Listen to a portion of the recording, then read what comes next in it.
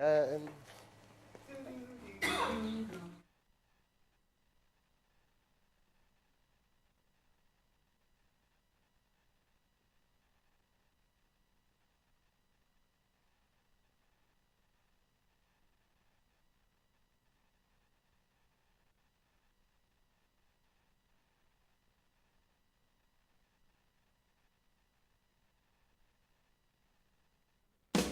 Step into the day with the dawn ringing in my ears. Oh, well, I tune into my TV show. No better way, I gotta get myself into gear. Let's go. Oh, and I feel good today with my wake up in the morning espresso. I feel good today. It's my feel good breakfast show.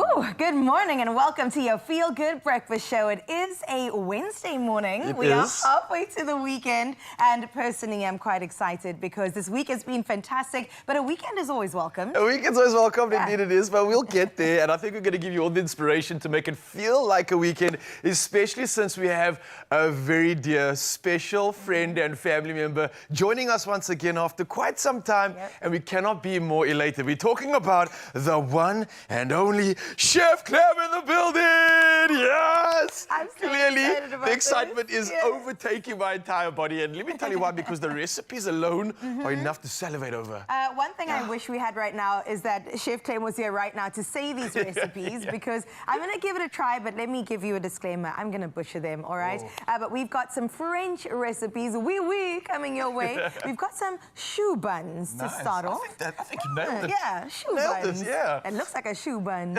It looks like a shoe. And then we also got some praline whipped cream as well. I think it's praline. Ooh, do it again, I like it. Praline. Praline, you just whipped me overseas somewhere, and I'm here to stay. And you can stay with us as well. We're not in South Africa. We're clearly giving you themes and inspiration from around the world, and that's what it's all about. So, you came hungry? I came hungry, especially for desserts. I mean, anytime's a good time to have something sweet, something lekker, you know what I'm saying? And this morning we're going to get into exactly that. I think for the next 3 hours it's going to be sweet, it's going to be lekker, and we can't wait to dive into it. And let's do exactly that and start chatting to you, Mzansi. And firstly, say good morning once again, because there's a lot going on and there's a lot that we're assisting you with today, and especially when it comes to our good morning post, right? Now, here's a question for you. Which form of bullying do you think can be more destructive? Is it online or is it in person? So we want you to come through and let us know via voice notes, and you can use the number 063-408-8863. And don't forget the hashtag Expresso Show. Now, this is a loaded question, and I know a lot of us can possibly be victims of this, or literally right now are experiencing some form of bullying. Personal or online, what do you think is more destructive and more invasive and impactful in a negative way in our lives? So share your opinion with us and let us know. And we've got someone special to dive into this conversation, so hopefully we can unpack more about this topic in just a bit. But before we do anything, before the 3 hours of magic even begins, we've got to head on to official duties, and Carissa's standing by with the latest. Thank you so much, Ryle. 2 minutes after 6 o'clock, your national news headlines comes your way first, where South Africa's GDP grew by 0.6% in the fourth quarter of 2023, recovering from a 0.1% contraction in the previous quarter. Now, Statistics South Africa reports that agriculture was the biggest contributor, followed by the financial, property and trade sectors. However, overall growth fell short of analysis expectations. For 2024, the economy expanded by 0.6%, slightly below the 0.7% growth recorded in 2023. Now, while progress is slow, key sectors continue to support economic stability amid ongoing challenges. In other national news, the Gauteng Department of Health yesterday confirmed that services at Charlotte Maxeke and Rahima Moosa hospitals in Johannesburg were affected but not suspended due to a gas supply dispute with Egoli Gas. It is believed that the department owed 15 million rand to the entity, which had cut off supplies. Now, gas is crucial for cooking, heating water and sterilizing instruments. Department spokesperson Molatale Modiba reassured that contingency plans were in place to minimize patient impact and that work continued at both hospitals as the issue was addressed. Now let's take a look at your international news making headlines, where the UK government announced it would not send further payments to Rwanda following the cancellation of the migrant deal between the two nations. Rwanda's government spokesperson stated that the UK had asked Rwanda to quietly forgo the remaining £50 million based on, quote, trust and good faith. However, Rwanda now demands the payment, accusing the UK of breaching trust after suspending aid. A UK spokesperson confirmed no additional payments would be made. Now, the dispute follows the UK's decision to cut aid, accusing Rwanda of supporting the M23 rebel group in DR Congo. Meanwhile, Israeli Foreign Minister Gideon Saar stated that Israel is prepared to move forward with the second phase of the Gaza ceasefire agreement, provided Hamas is willing to release the remaining 59 hostages. The ceasefire, which began on January 19th, has seen Hamas release 33 Israeli hostages and 5 Thai nationals in exchange for around 2,000 Palestinian prisoners. Israel suspended emergency supplies to Gaza over the ongoing dispute. Meanwhile, Arab states have adopted Egypt's Gaza reconstruction plan, providing a potential path forward for the Palestinian enclave. And to close off your 6 o'clock news, we touch base in Cape Town, where the Cape Town's Two Oceans Aquarium Turtle Conservation Centre is gearing up for its busiest season, turtle hatchling stranding time. Now, every year from March to June, thousands of tiny loggerhead and leatherback hatchlings ride the warmer Gullis Current down to the coast. But some become weak and wash up on Western Cape beaches, cold and exhausted. Now, that's when the incredible Turtle Rescue Network steps in, rescuing them and bringing them to the Centre for Rehabilitation. Now, the centre relies on the public's sharp eyes to spot stranded turtles, because without them, there'd be no rescues. If you find one, do call the Turtle Rescue Hotline at the aquarium, and remember, never put a stranded turtle back in the ocean. Well, that's it. We leave your 6 o'clock news. Let's delve into your first bit of sports for the morning. Here's Raul.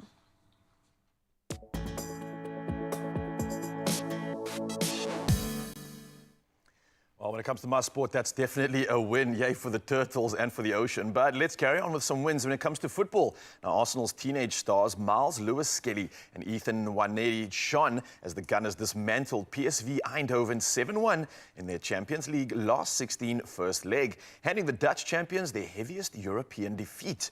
Now, meanwhile, Real Madrid secured a narrow 2-1 win over City rivals Atletico Madrid to gain an advantage in their tie.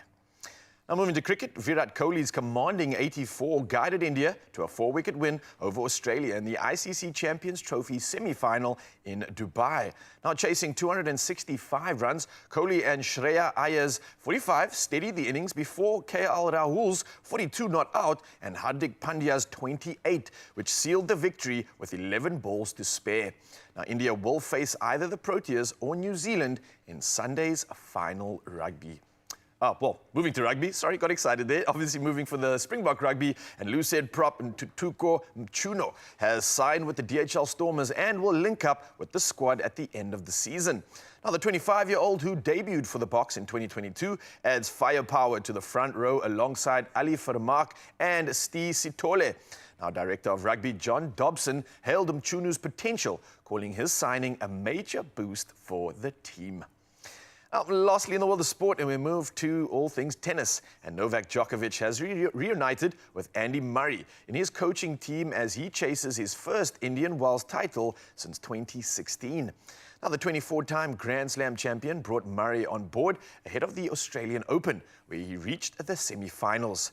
Now, Djokovic, making his first Sunshine double appearance since 2019, aims to add to his 5 Indian Wells and 6 Miami titles. Well, that's a roundup of sport for now, but we've got lots of weather to dive into, and here's Carissa with the latest.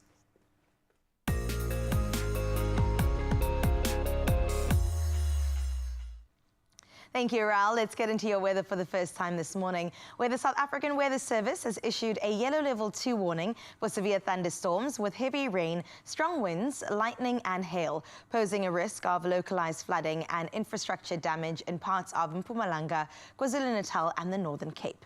Now, motorists in Mpumalanga, the Free State, Northern Cape, Eastern Cape and KwaZulu-Natal are warned to drive cautiously due to expected fog. Meanwhile, dam levels in the Western Cape are slightly lower than last year at 70.9% compared to 71.8%. Now, winter rain typically begins in April, peaks in June and July, and then lasts throughout August. Before we drop in your temperatures, let's check out that sunrise view of the hour. And this one from Catherine from Port Shepstone is absolutely beautiful. So serene, the different colors coming through. It honestly looks like a painting with the silhouette of the trees, and just the foliage in front of it is so incredibly beautiful. Definitely a 10 out of 10 there. Thank you for sharing that morning view with us. 30 degrees is what you can expect on your side of the world. Now, before we delve into those temperatures, another reminder, Expresso fan, that the number is 063-408-8863. If you would like to share your morning view with us, we would love to see it. For now, let's see what the rest of the country can get in their temperatures.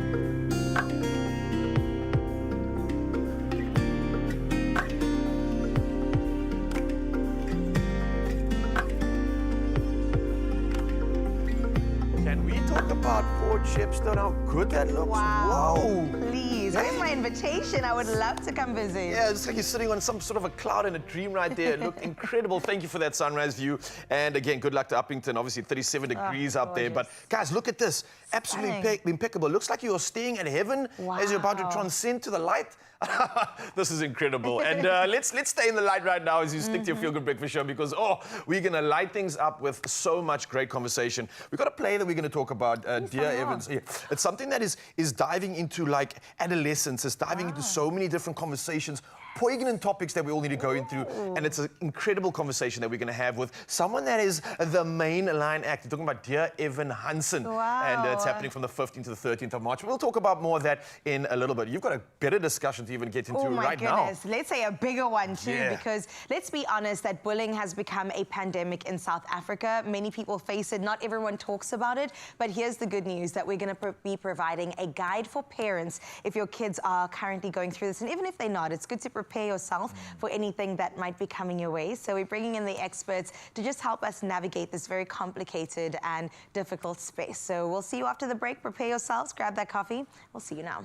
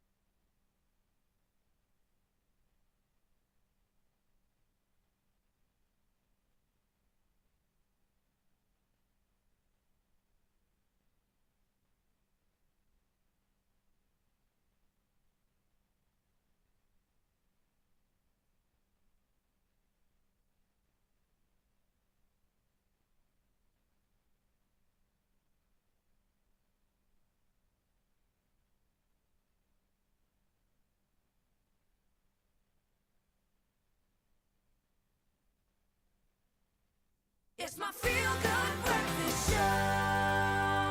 Welcome back to your Feel Good Breakfast Show on this Wednesday morning. Now today, we're going to be tackling the very urgent issue of bullying in South Africa.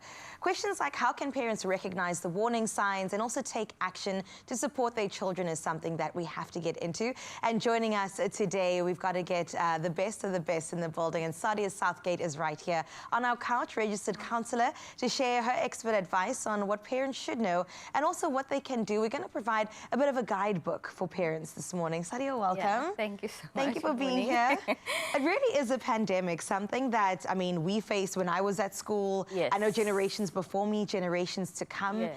But let's get into this conversation. Yeah. Sometimes it does go unreported as well, which I think is almost the scariest part when it comes to this. So maybe parents can pick up on those subtle warning signs when it comes to it if their children are not focal. What are some of those? Yes. Some of those are, sleepless nights. It's also nightmares. It's a loss of appetite or even a decrease in appetite. It could also be, friends. You notice that there's a difference within the friends circle, or there's a withdrawal with the friendship circles. It's also kids specifically either all of a sudden just saying now that they are feeling unwell, they're having stomach aches. To avoid going to school? Yes. Okay. And sometimes also what parents could also look out for is the child either coming home either with their food or they're coming home extra hungry. So that could also mean that the child's food was removed or taken from them at school.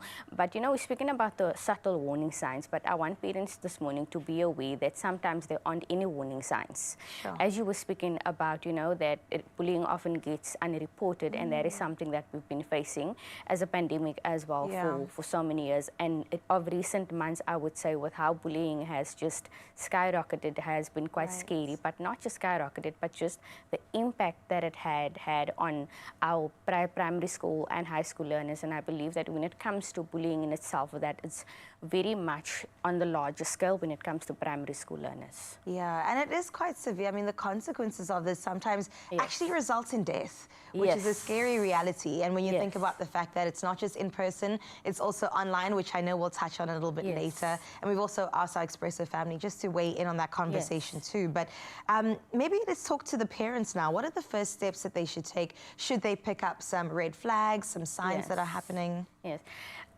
The first step, I think when we think back to, when we experience bullying or were exposed to it, is first and foremost, believe your child. Believe your child when they say that they are being bullied. Because oftentimes I would believe in communities what parents say is, what did you do wrong? You're the problem. You always get into trouble. So what is going to happen with the child? The child is not going to say the next time they are being bullied, because it's not just once that the child is being bullied. It's been a repetitive thing, So we are looking at parents that needs to first and foremost believe your child when they say that. Also create a safe environment for them, which is important, because now if there is, let's say, strife or animosity within the home, the child is not going to want to speak about what it is that they're going through, because as a child, you think, what, my parents have their own issues, their own problems. Right. I wouldn't want to speak about it. So create that safe, nurturing environment for the child to be able to open up and also have honest conversations to the child or to your child or even children about bullying, what it is, what signs to look out for when they are being bullied, or even if somebody else is being bullied, because oftentimes it's not just the child being bullied, it's a friend as well. And they can maybe stick up for them as well and show support in that way. I like that. Also preventative. Yes. It's not just when it is happening. Yes. But say it is happening and you've tried to do all you can within your house. When do you know it's time to approach the leadership of the school or even the principal about the issue? Yes, I would say, it comes down to at any time. If a child is being bullied, because there's different types of bullying that we're speaking about. You get verbal, you get psychological, you get physical as well, amongst many others, where it's purposefully excluding your child from a social setting or even just a friendship circle. So when it comes to that, I would say first and foremost is to address it before it gets worse, before it even gets physical. Oftentimes parents don't know that they can actually ask for the school's bullying policy. So that is something that I've also learned while I was studying my degree and honours in psych, is that every school needs to have a bullying policy. So as parents, steps that they can take is, and when they can, is to first and foremost, even before it happens, let's say at the beginning of the school year, ask for the bullying policy so that they can educate themselves and prepare themselves with regards to that. And then from there, first speak to the principal, speak to the teachers, make everybody in the educational department aware of the situation and what is happening. And if anything doesn't happen or there isn't a resolution, then have, let's say, a mediation come in or mediator come in to try and find a resolution collectively. Right. So the good news is that there is help on the other side of bullying, which is really exciting for parents who may be experiencing this or know somebody that is going through this. And also we have a part 2 of this conversation that we have to get into after the break. And if you'd like to weigh in, please do so. Send a voice note, contact us on our social media too, and we'll get Sadia to help us unpack this a little bit more in a bit. So stick around. So grateful for Sadia still being here and bringing this important conversation to the forefront, and I think that's what we're going to talk to you about this morning, and especially when it comes to the form of bullying that we are experiencing. And that was what we asked you this morning. Which form of bullying do you think can be more destructive? Is it online or is it in person? And we did ask you to share your thoughts via voice note or some comments. We had the number 063-408-8863, and of course we had some comments coming through, and Jeremy Kahnemeyer has already weighed in on this one. She said, good morning Expresso team, bullying in person can be much more destructive because one is able to see the attacker's facial and other visuals. So maybe that's something in terms of the trauma that you experience when you're going through bullying, because it has a visual representation as well, which is always scary. Another one over here from Miss Letabo, who says, good morning Espresso team. For me, bullying is bullying. Whether it's in person or online, it can destroy your self-esteem and confidence. So for me, the answer is both. I think you're absolutely right. When it comes to external influences and negativities like this, doesn't matter what form it comes in, it can impact us in so many ways.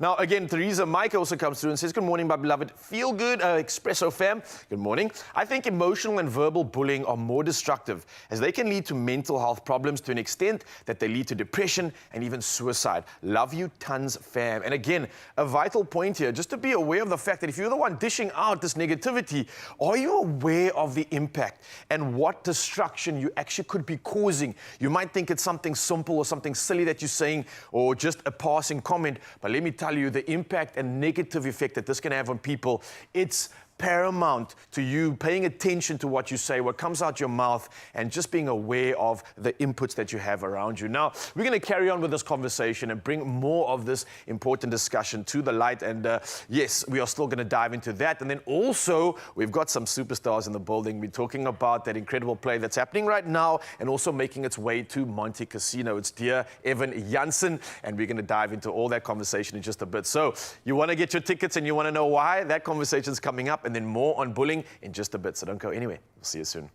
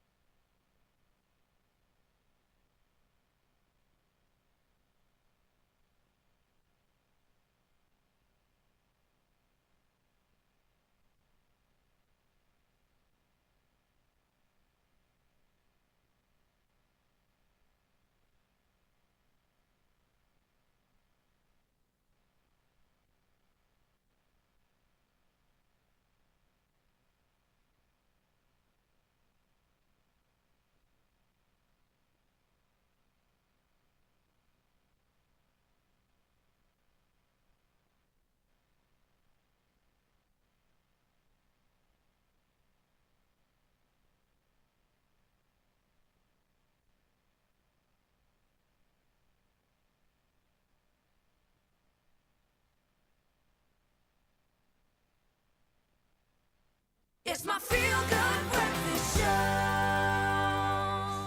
Oh, and just like that, you're back on your feel-good breakfast show. It is Expresso on S3. Now, I hope you caught part one of the conversation, but if not, we are going to continue this chat on bullying with Sibongile Lucretia Samsam, founder of the Edo Lwetu Foundation, as well as Sadia Southgate, who's still on the couch, focusing on practical actions parents can actually take to protect, but also to empower their own children. Ladies, again, thank you so much for joining us, and welcome, Sibongile.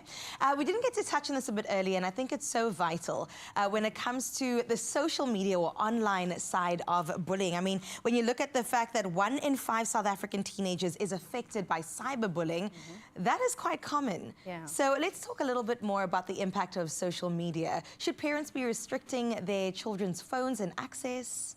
What's your take? Parents should be restricting their children on social media and given on a specific time what they could be looking for and be doing for their well-being of the children. A maximum of an hour, and then they can be focusing on their work. Right, because priorities-wise, that makes sense to me. Sadi, would you agree with that? Yes, I do. It's very tricky, you know, to kind of have that, but I believe that what I can add to that is to have, let's say, parental advisory within the cell phones and even with the parents as well, even just apps to kind of help manage what it is, like the screen time. Right. Especially at night, I find with adolescents as well, because we're focusing on that target audience this morning is with them. They tend to be on the cell phones either directly after school and also at night. So let's say after dinner time. So I would say nighttime is definitely something that they should consider, just kind of limiting the screen time on. Yeah. I mean, for me too, can I just be honest? I think all of us could do less social media time because it does get really rough out there. And for any human, I mean, the consumption of it should definitely be reduced. Yes. But let's talk about bullying. I have to have this question because it's weighing heavy on my heart. So I can just imagine if I was a parent to a child that's being bullied, I would want to take this on head on. I would want to approach the bully and approach the parents and sort it out myself, kind of like mob justice, you know? Yeah. And I wonder if this is an approach that you would encourage for parents to take on other parents and confront them, or if there are other methods that they should maybe... I see you shaking your head, Sibongile. Are there other methods that are probably a bit better than that? There are methods. The school counselor is the first point at all schools and at all angles. Okay. And then the counselor will be directing the parents as to how is the counseling session is going to go with protocols. And would that be with both parties being counselled, right? Yes, with both parties being counselled. Just in case you have questions, because I would have a lot of questions. Absolutely. I would say, if I can just add to that, you know, when it comes to parents, I would also say, and kind of just add to that, is to have an environment, you know, or choosing a time and place. Because what can happen is parents can be waiting after school with the kids, and then the child will say, Mommy, that's the boy, and then their parents are there, and that can kind of just cause, a whole bunch of chaos. After school. Which is not advisable. So having a mediator in to kind of assist them, basically having to sit in with them.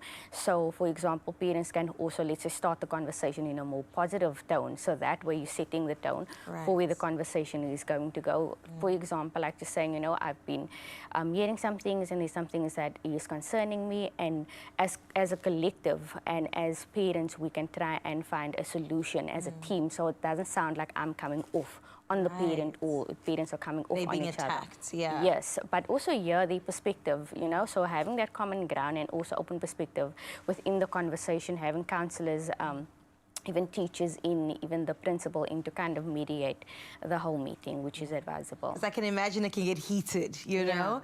Everyone wants to protect their child. Absolutely. And when they hear that's not happening, you know, things could go very wrong. But maybe we should touch base on talking about the child in particular, because there could be things parents can do to empower the kid, to maybe even instill confidence in them so that when they do step outside, they can, I don't know, somehow manage the bullying or fight off the bullying. Are there things that parents could teach their children? There are. Back a buddy, be your buddy, be your friend.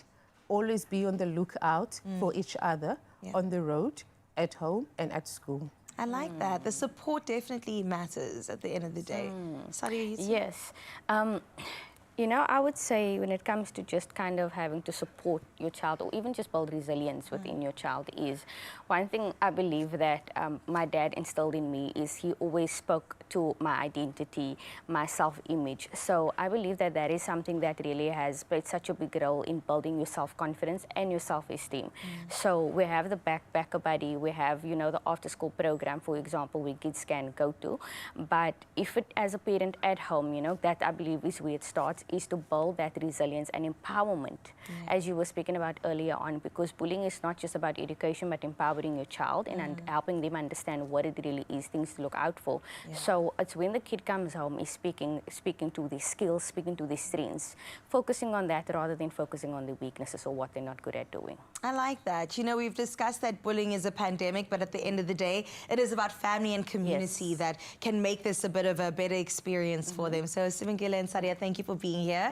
Thank you for sharing this. I know that a lot of parents feel relief now that you've shared everything and the tools that they have. Absolutely love that. And right now we also have the SADAG helpline, which is free, that you can contact if you are facing this and if you are going through this as a parent or a kid watching right now. There is help. I think that's the most important thing at the end of the day, and there is also light at the end of the tunnel. Now, speaking of, Raul standing by with a really insightful conversation about a production that you want to watch.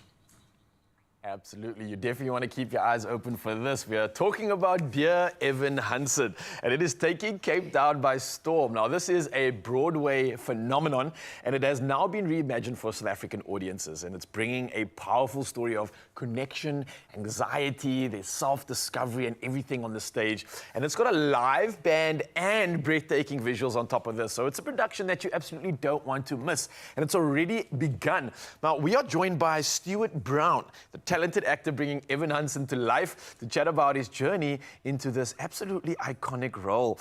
My man, Stuart, how are you doing, bro? I'm really good, I'm really good. How are you? You're not too tired after last night's performance? No, actually, I'm running on adrenaline right now, so yeah, all good. I appreciate that adrenaline, man, but let's take us back to the beginning. This is an incredible show. It's renowned across the world. It's done incredible things out in Broadway, etc. West End as well has had so much success. What was that news like for you when you find out that you're going to be the lead on this and you're going to be taking on the role as Evan Hansen himself, bro? Did you pinch yourself? Yeah, it was something that we never, as South Africans, expected to come here.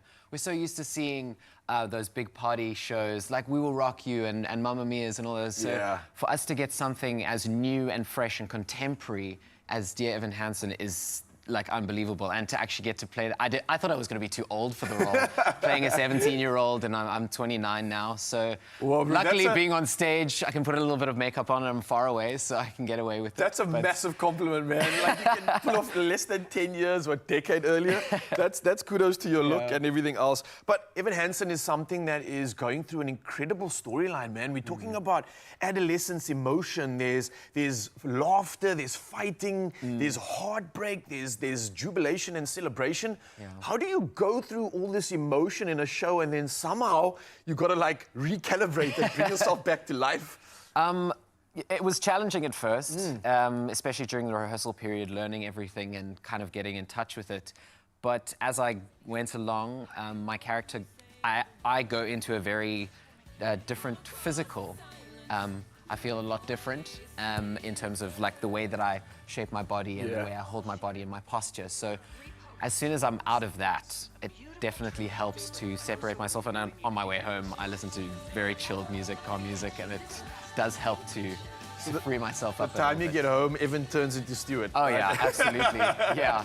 Now, I'm watching some of these visuals right now, and this looks quite unique, especially when we're talking about the stage. Because, I mean, I heard it was simple, but this doesn't seem simple to me. There seems like a lot of multimedia, a lot of engagement. What's actually going on? What are we looking at? So we're looking at a stage that, one, is built from the ground up in South Africa. It's the first time they've done it before. Something that they're using for the first time in South Africa is pixel tape. Pixel tape, okay. Which is LED tape that you sometimes use around with your mirrors, but this is very, very fancy.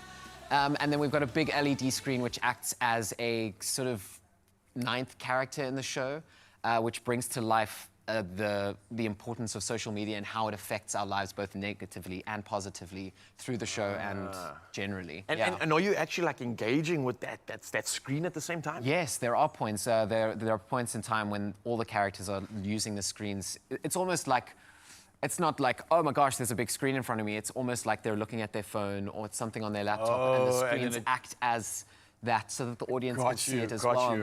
And you're seeing people getting messages, tweets, Instagram photos, and it's all coming up on there, which is, it's very engaging for the audience. That's really relevant to the world we live in now, where we have this like multiple dashboard view of life. We're in our phones and we're in real life at the same time. So I think this is something that a lot of people can possibly resonate with, right? Absolutely. If you had something that you could allow people to take away from this incredible production from dear Evan Hansen, what exactly would that sort of sentiment and message be?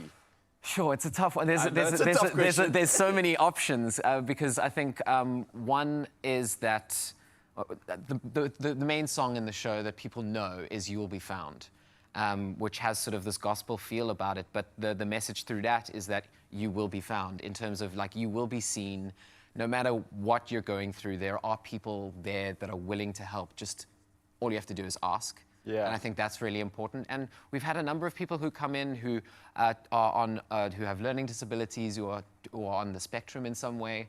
And those people come to the show and we get messages or see them in person, and they really, really feel they have to say that they've left feeling seen.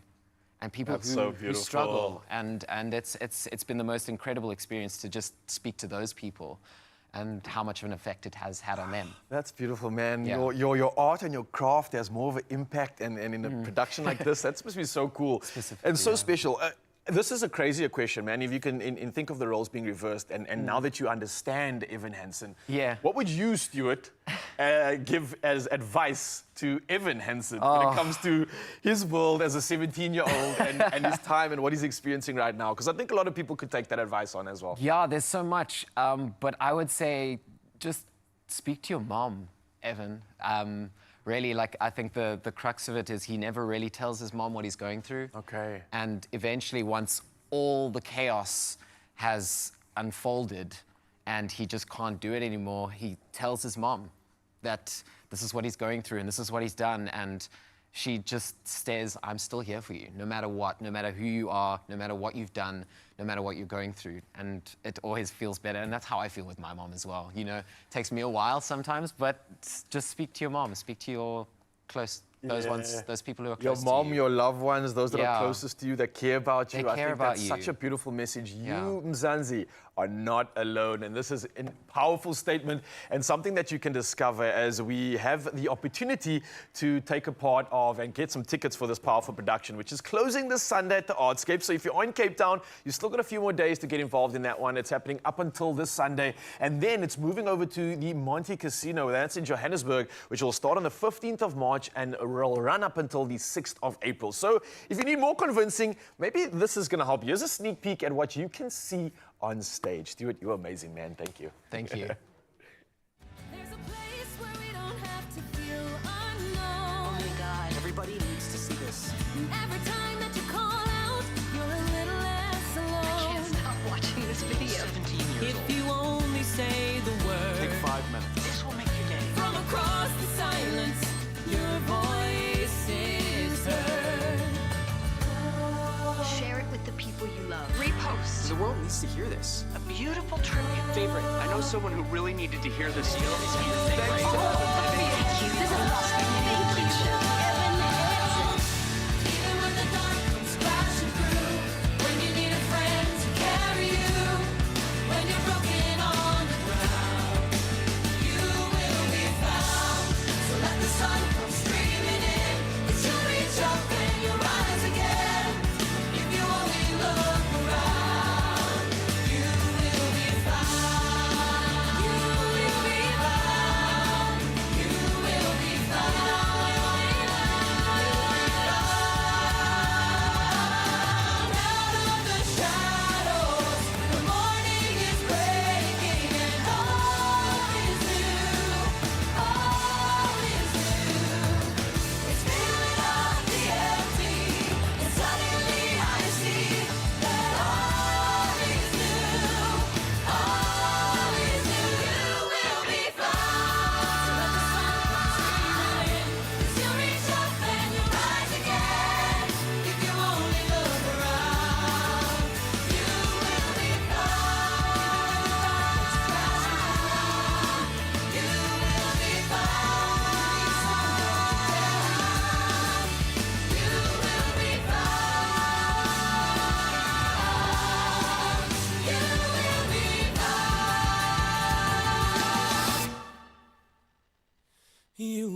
be found.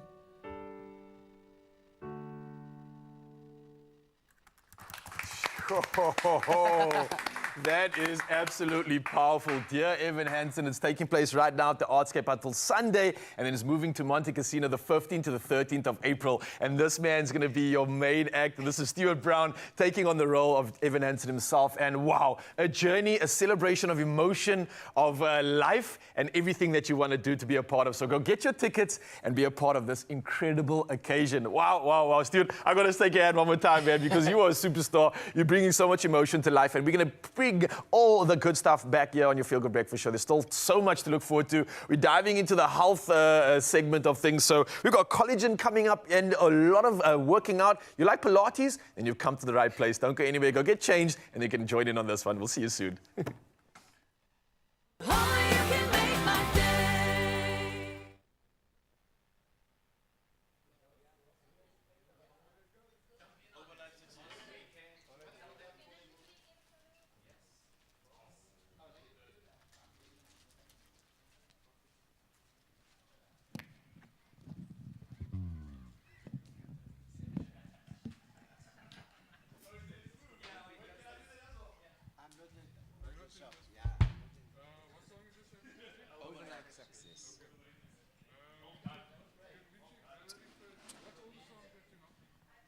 This is the only one. All right. Then easy. Valerie. Check Valerie first. I don't know why.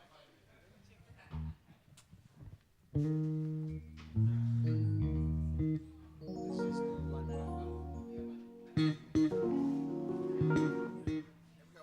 Hold on.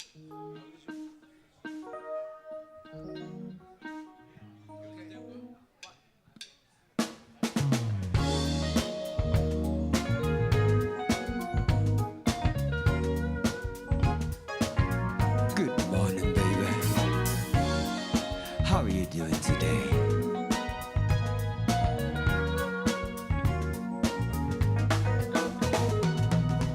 In the morning when I rise and shine, I'll reach out and take your hand in mine. The clouds of doubt move away. It's gonna be a mighty fine day. Whenever I'm feeling down, you pick my soul up and lift it from the ground. Words of hope you'll say to brighten up my day. Oh, Valerie, bring so much joy to me. In your arms is where I wanna be. For all time. Oh, Valerie, all of what's meant to be, our love flame will burn eternally, forevermore.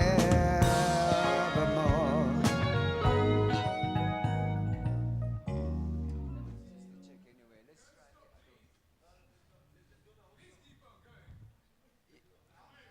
it. It's the same song?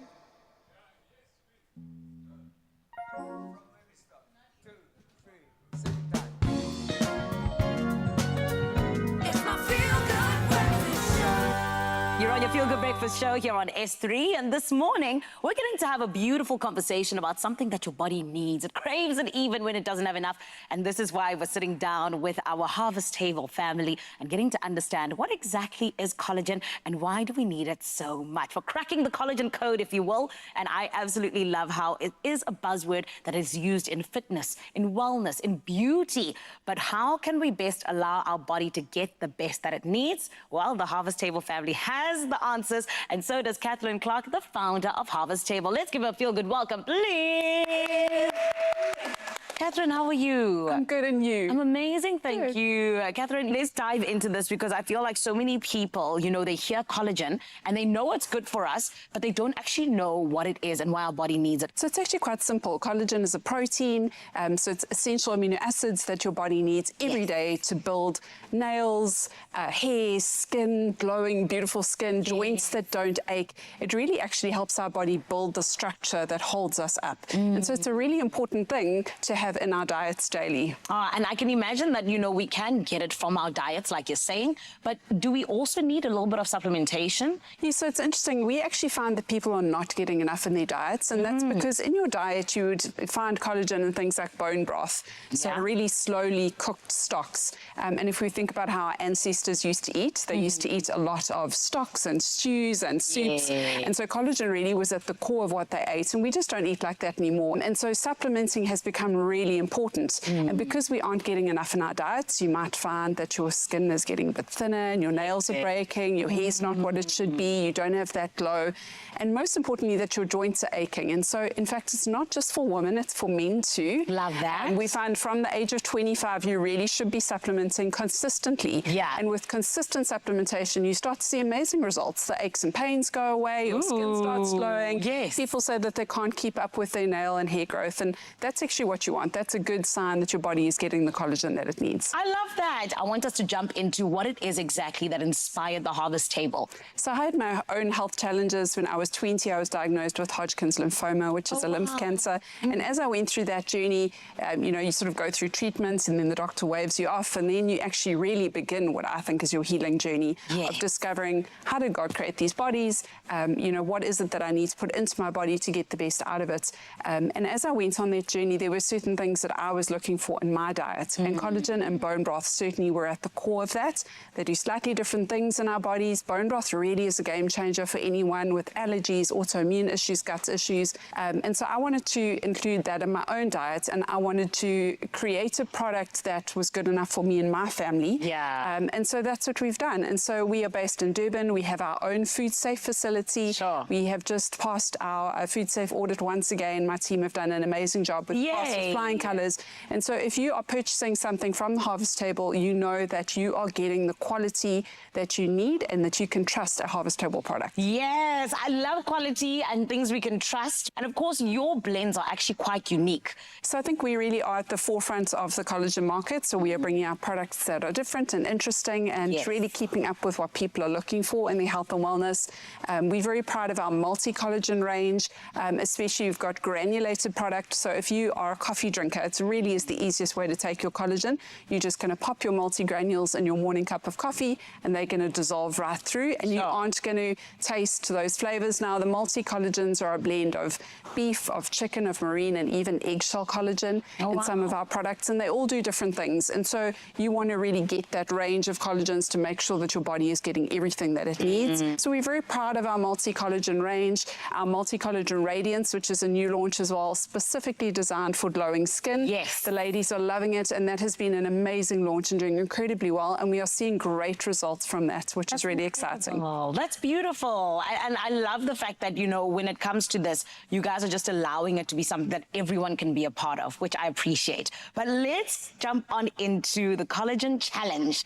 Talk to us about it. What is it? How can we get involved? So we wanted to create something exciting through my own page, which is Whole Healthy Me. So if you want to follow me in my health journey, that's where you'll find me.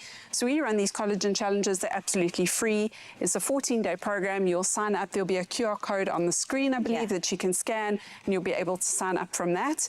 All you need is some collagen, and you will get an email from me every day explaining all about collagen, why you need it, as well as some other health tricks that I follow in my own life. So it's a beautiful program. You can also sign up to the WhatsApp group. You can ask questions directly, and I will be your personal collagen coach for 2 weeks. And we're going to trust that you're going to see amazing results. Come on, I'm ready for the Collagen Challenge. Thank you very much. You know, as a 30-year-old, you said at 25 we need to start taking our supplements, but now I want to take it even more seriously because of exactly what you're saying. So Catherine, thank you so much, and thank you for allowing, you know, the Harvest Table to be something that everyone can be a part of. Great, yeah, thanks for having me. Of course. It is all about us and making sure that we are in our healthiest, most best version. And I think that collagen helps us to do exactly that. And that is why Harvest Table is here to say, hey, Come and take on the Collagen Challenge. But more than anything else, let's continue cracking that collagen code. Because, friend, it is all about signing up and being able to see the difference with that 14-day challenge that is going to be happening. And of course, it is on all of the social media pages of the Harvest Table. It is at _harvest_table. And, friend, the website, of course, as well. And I am so excited for all of us to do it. harvesttable.co.za. It's Catherine Clark and our Harvest Table team making sure that we are 100% in our best collagen selves. And it is all happening right here on your Feel Good Breakfast Show. Oh, I love that, Sanele. I do take my collagen in the mornings, let me tell you that much. But speaking about strong joints, let's exercise them this morning, you and I, Expresso fam. Now, right now, we are joined by Pilates mat teacher, Alna Barker, who will take us through a dynamic Pilates session. With years of experience, she's here to help just improve our strength and flexibility and also our posture through controlled movements and also some mindful breathing. I'm hoping we'll do some of that too. Yes, we definitely morning. start off. Good morning, you. Teresa. Thank you so I'm much so for glad that having me. you're here. Yes. Yeah. Where do we begin even with Pilates? We begin with our breath. Okay. It's the first exercise anyone does. You know, so let's have our hands on our rib cage, and you just feel as you inhale through your nose, as you expand, the lungs fill up. Beautiful. Inhale, and as you exhale, you become a little bit smaller, and let's just do that one more time. Okay, Expresso fam, let's go. Inhale. Inhale and big exhale. And one more. Inhale, good for you. And exhale. Sometimes we forget to breathe. We do, and we tend to breathe up into our shoulders instead of into the lungs. I love that. So the next thing we'll do is to mobilize the spine. So you can join me in a roll down. Yes, I'll please. show you. If you can just watch me. We are just going to stand up tall, wide shoulders, and then we are going to nod our head, curl forward, reach with active arms, and then slightly softening in the knees and come back up. So you can join me, please. Okay, Inhale, stand up tall, and on the exhale, you're going to curl forward, softening through the neck, through the upper back, arms a little bit forward if you can. Can you feel those abdominals easing? Yeah, well, gripping, because you don't want to fall on your nose. And then just come back up. That looks fantastic or fabulous. Let's just do a little bit of sideways flexion, which is just a fancy way for just dropping yourself to the one side and towards the other side, just flexing, stretching the one side. Fantastic. Maybe you can add an arm, maybe reach overhead. Fantastic. That's looking beautiful. It's feeling good too. Ah, great stuff. Fantastic. Then you can sit on your mat, please. Bend your knees. I'm going to join you. You're going to come a little bit further forward. Yeah, there we go. Bend the knees. And you're going to widen your feet a little bit to hip distance. Okay, and just follow along. We are going to pull in on the lower abdominals, curve through your lower spine, and just lie on your back. Right, bend the knees for me, please. We are going to breathe in, thank you, and exhale. On the next inhale, you're going to really tighten up on those abdominals, and you are going to curl into your shoulder bridge, lifting up your hips, please. That looks beautiful. Press down with the arms, and let's uncurl upper back, mid back, lower back, settling into what we call your neutral spine. You feel that S curve in your lower back. Yes. Fabulous. And then you're going to pull in on the lower abdominals again, tuck your pelvis. That's looking really good. And up we go. Fantastic. Stay there for a little bit. Press into your feet. Good. That's beautiful. And let's uncurl. Great stuff. All right, so you're just going to lift one leg up into tabletop, second leg up. Squeeze those knees together for me. Widen your arms in a low V. Beautiful. You're going to take your knees and your ankles over, not too far. And back we go. That looks beautiful. And let's go once more towards me and towards the center. and over. This is just to loosen up at the back of your hips. 1 foot down, 2nd foot down, on the floor, knees bent. That looks beautiful. Thank you so much. How are you feeling so I'm far? feeling good. I feel like everything is engaged as well. That's I'm wonderful. more concentrated, more mindful. Tight, mindful. Yes. Absolutely. We have a Amazing. few more exercises on our Yes. backs. You can just lie Go down down, again. please. We're getting to the upper abdominals. Right, you're going to fold up your hands, hold them behind your head.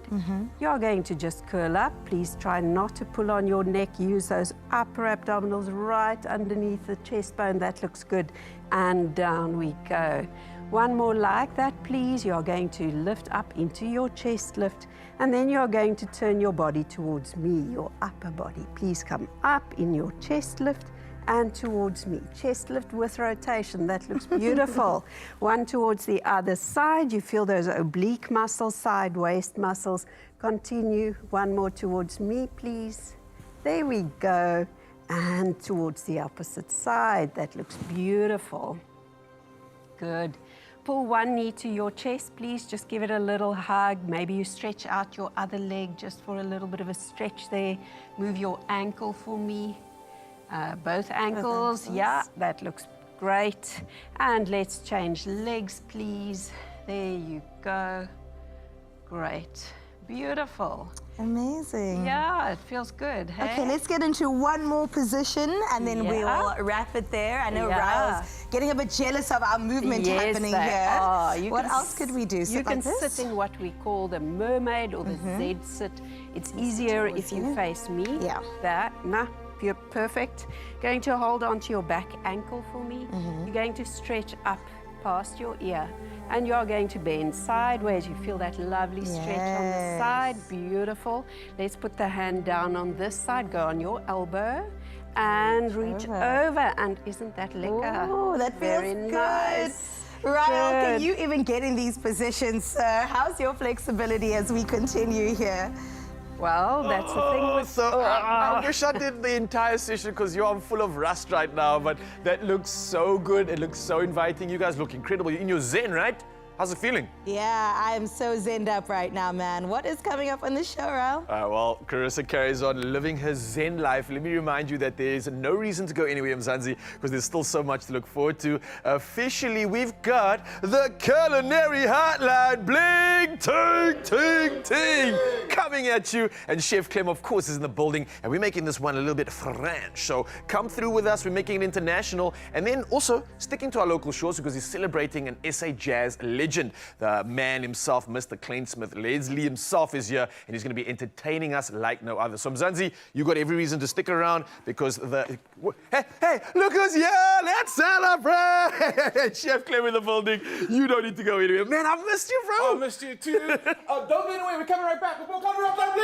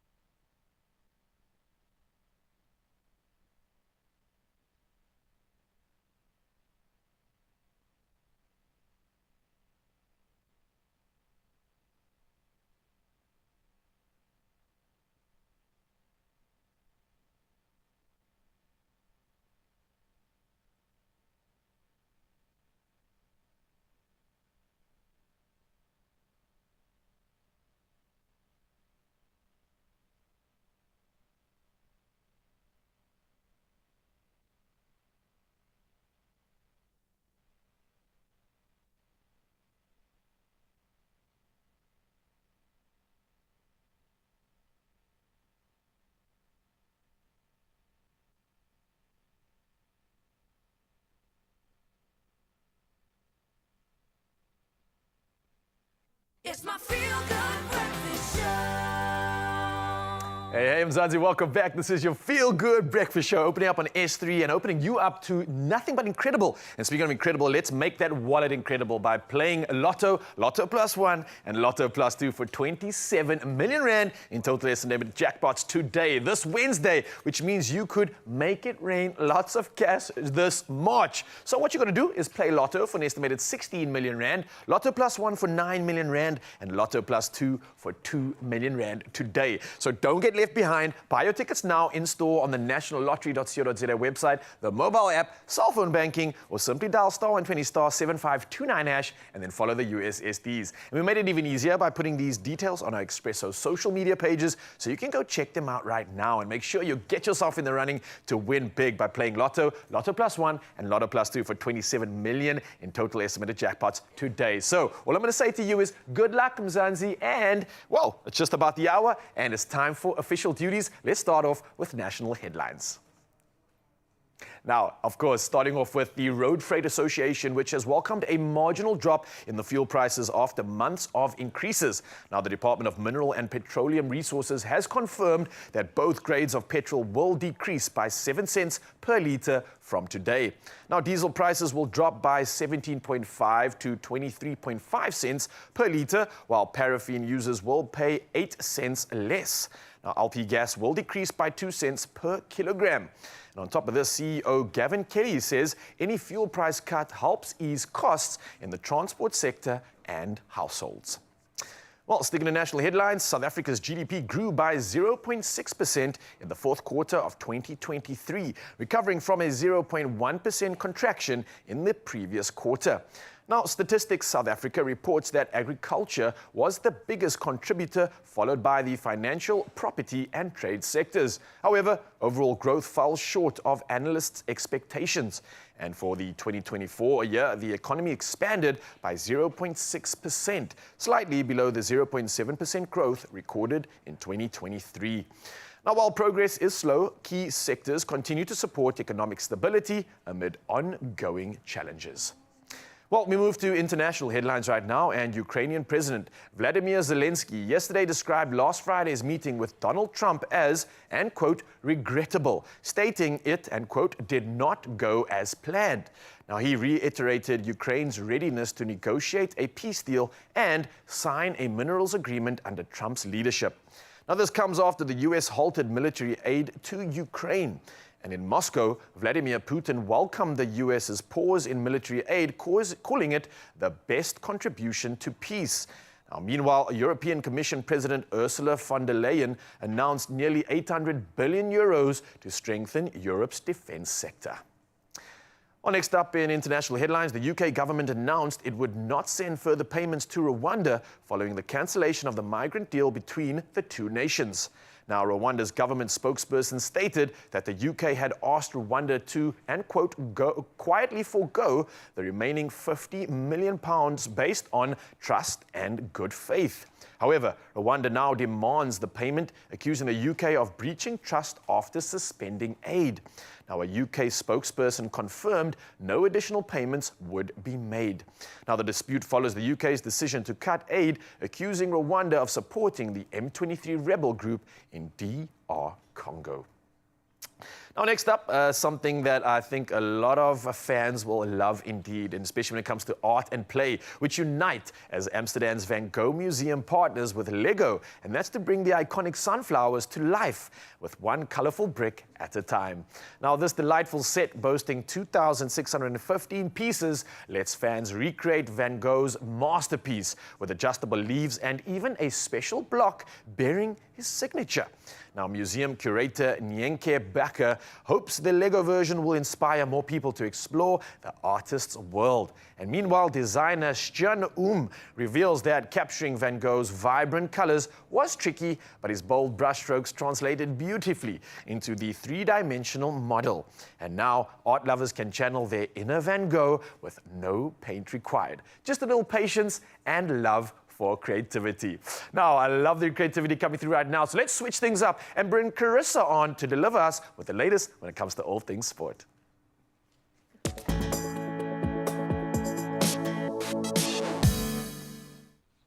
Thank you, Raul. All that's left to say is go sports. All right, we touched down with football first, talking about the Champions League, where Arsenal's teenage stars, Miles Lewis-Skelly and Ethan Nwaneri, shone as the Gunners dismantled PSV Eindhoven 7-1 in their Champions League last 16 first leg, handing the Dutch champions their heaviest European defeat. Meanwhile, Real Madrid secured a narrow 2-1 win over City rivals Atletico Madrid to gain an advantage in their tie. Now, moving on from soccer to cricket, let's touch down with Virat Kohli's commanding 84 guided India to a 4-wicket win over Australia in the ICC Champions Trophy semi-final in Dubai.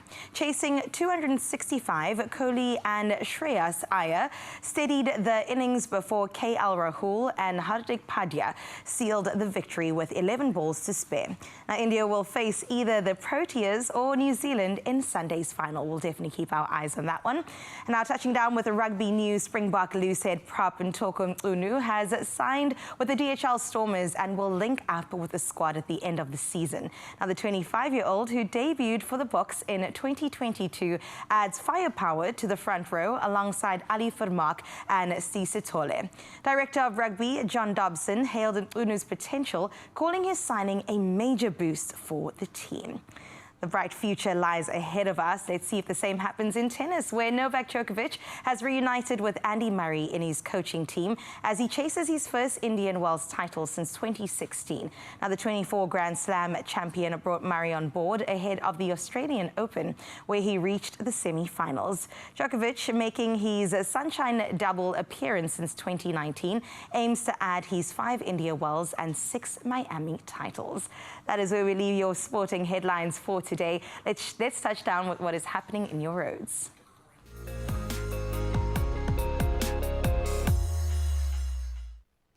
Nicely done, Carissa. Absolutely beautiful stuff. And yes, as we head to the roads, let's start off with Bloemfontein's traffic. Now, there's been a fatal accident on the N6 route with a reported death toll of 10. Now, this is after a bus and truck collided south of Bloemfontein. Now, a road closure has taken effect. Motorists are urged to drive safely and make use of an alternative route.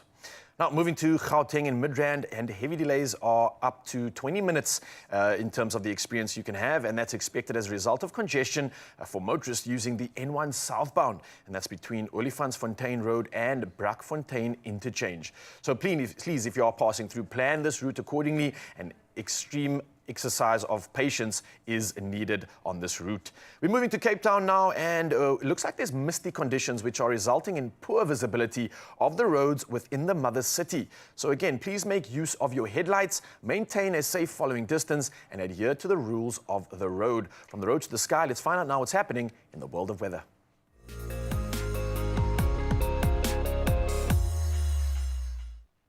Welcome back to the world of weather, and the SA Weather Service has issued a yellow level 2 warning, and that's for severe thunderstorms with heavy rain, strong winds, lightning and hail, posing a risk of localized flooding and infrastructure damage in parts of Mpumalanga, KwaZulu-Natal and the Northern Cape. Now, motorists in Mpumalanga, the Free State, Northern Cape, Eastern Cape and KwaZulu-Natal are warned to drive cautiously due to expected fog. Now, meanwhile, dam levels in the Western Cape are slightly lower than last year at 70.9%, and that's in comparison to the 71.8% that we had prior. Now, winter rain typically begins in April, peaks in June and July, and then lasts all the way up until August. So let's hope that that does carry on. But again, let's use it wisely. And speaking of wise, look at this. Someone with wisdom, someone with creativity, someone with a beautiful sunrise view. And that's Ingrid, all the way from Ennerdale, coming through, capturing some beautiful flares, a rare moment there as she points the camera right at the rising sun. Power, brilliance, that's what it's all about. 27 degrees Celsius in your neck of the woods, and we can't be more grateful to see it firsthand. So Mzansi, thank you for these views, and let's do it all again. The number is 063-408-8863. That's a reminder to share your incredible sunrise view with us. And for now, though, what we'll share with you is the temperatures that you can expect on your side of town. Enjoy.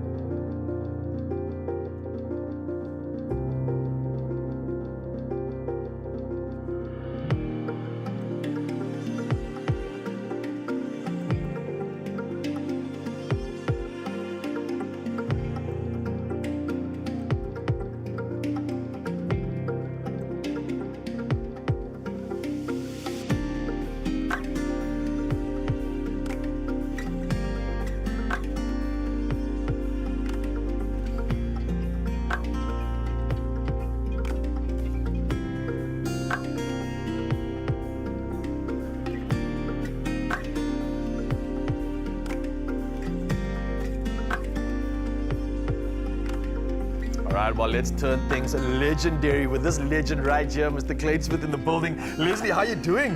Very well. How are you this morning? I'm even better now that you are here. Knowing that we have a jazz legend right in our studios means we get to get excited not only for the conversation, but for the music that he's about to play. But it doesn't stop here because, Carissa, what's happening on your side?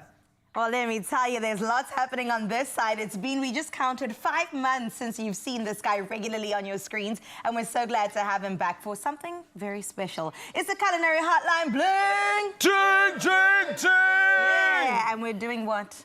We're going back to France. Oh. Okay, we're going to be making some choux. It's going to be absolutely delicious. If you You know what can't choux wear it, is, though. you can't wear these shoes, no, but I promise you they're going to be super, super delicious. I can't wait to get into it. It's going to be so good. Oui, oui. We will see you on the other side of this break. Au revoir.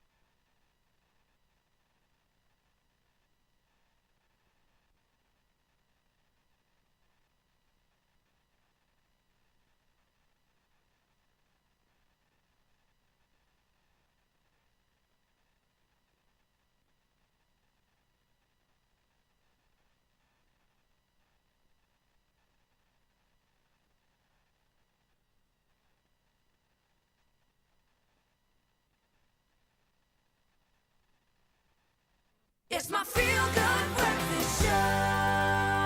Oh, yes, Mzansi, welcome back. This is your Feel Good Breakfast Show, opening you up to incredible conversation right here on S3, and especially if you love music, because right now you've definitely heard of today's guest. We are talking about the man, the myth, the legend, Leslie Kleinsmith in the building, an absolute South African jazz legend who's been at the forefront of our music scene for years. Now, everything from unforgettable performances to mentoring young talent, Leslie's journey is one of passion and absolute perseverance. So I think this deserves a big feel-good welcome!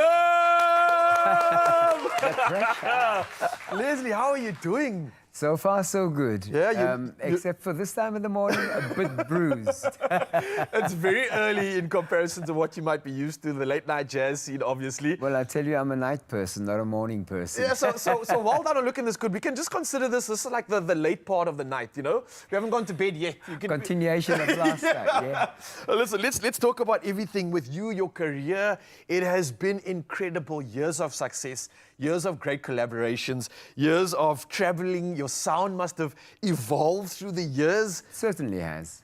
Talk to me about that sort of progression. If you could somehow highlight this transition of how you've gotten to where you are now. How did this all begin, man? Well, I started off doing what we then called variety shows in the local municipality, well, the community halls and in church halls and that kind of thing.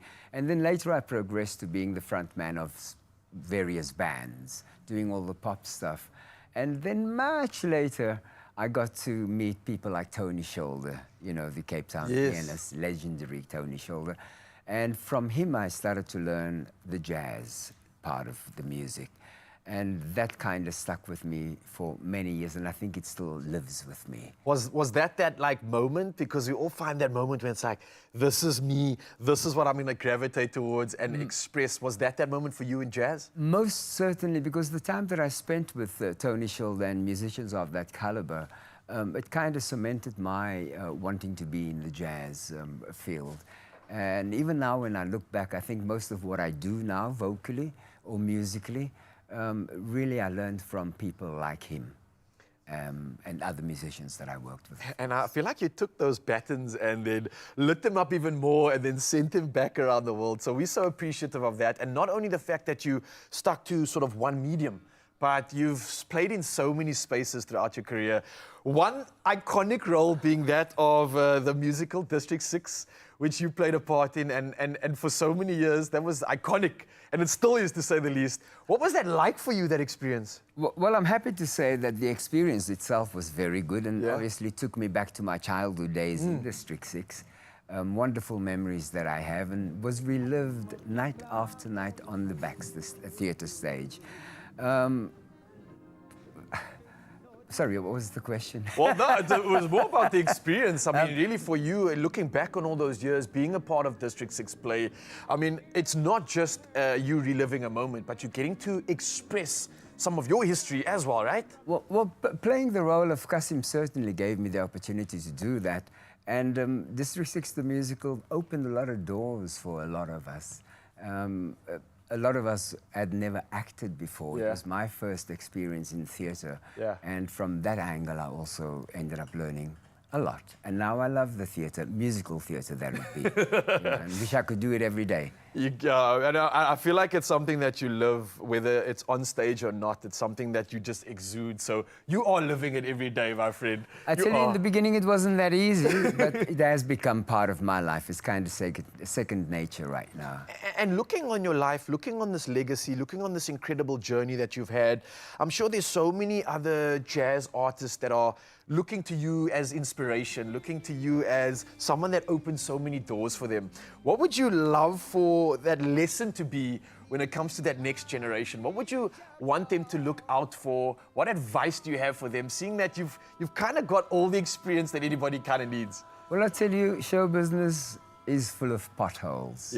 And the potholes will always be there. So first of all, they're going to have to watch out for that. And then generally just to stick to the ethics of the game. If you do that, you will always be working. People will always be calling you and asking you to come and perform. And just like us calling you to please share your magic with us. So I want to say thank you, Leslie, for doing exactly that and giving us an opportunity to experience the legendariness of this legend himself and diving into jazz music. So thank you, thank you, thank you. And especially... Thank you very Especially for this time of the morning. You're looking incredible, and I know you're going to sound it too. So Mzansi, a lot to look forward to. Before we do, we're going to, Leslie, just get freshed up and let's head to the kitchen and see what's happening out there. Welcome to the kitchen on this fabulous Wednesday. The phone lines are open, which must mean it's the culinary hotline bling!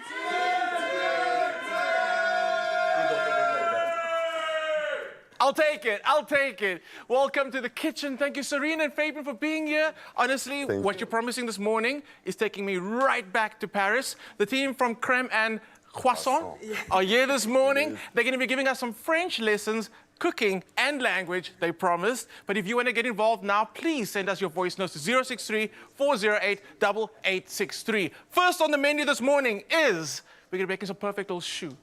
Choux. So in Paris, my favorite thing, and literally like clockwork, I think before I even properly open my eyes, I would wake up in the morning, get dressed, get down, yes, I'll brush my teeth, head out the door, little tiny bakery downstairs selling chouquette. Yes. Yeah. Chouquette. So I would have a cafe of chouquette every morning with just coffee and the beautiful little shoe pastries. We're going to make little shoes today. Yes. Seems daunting, but you're the masters. Where do we begin? No worries. We start with putting all the liquids in our pan. Do you want me to do it or you want to work a little bit? I can. You know what? I haven't worked in 5 months. Let me see. What is this? This is called a stove, right? Exactly, Okay, yeah. here we go.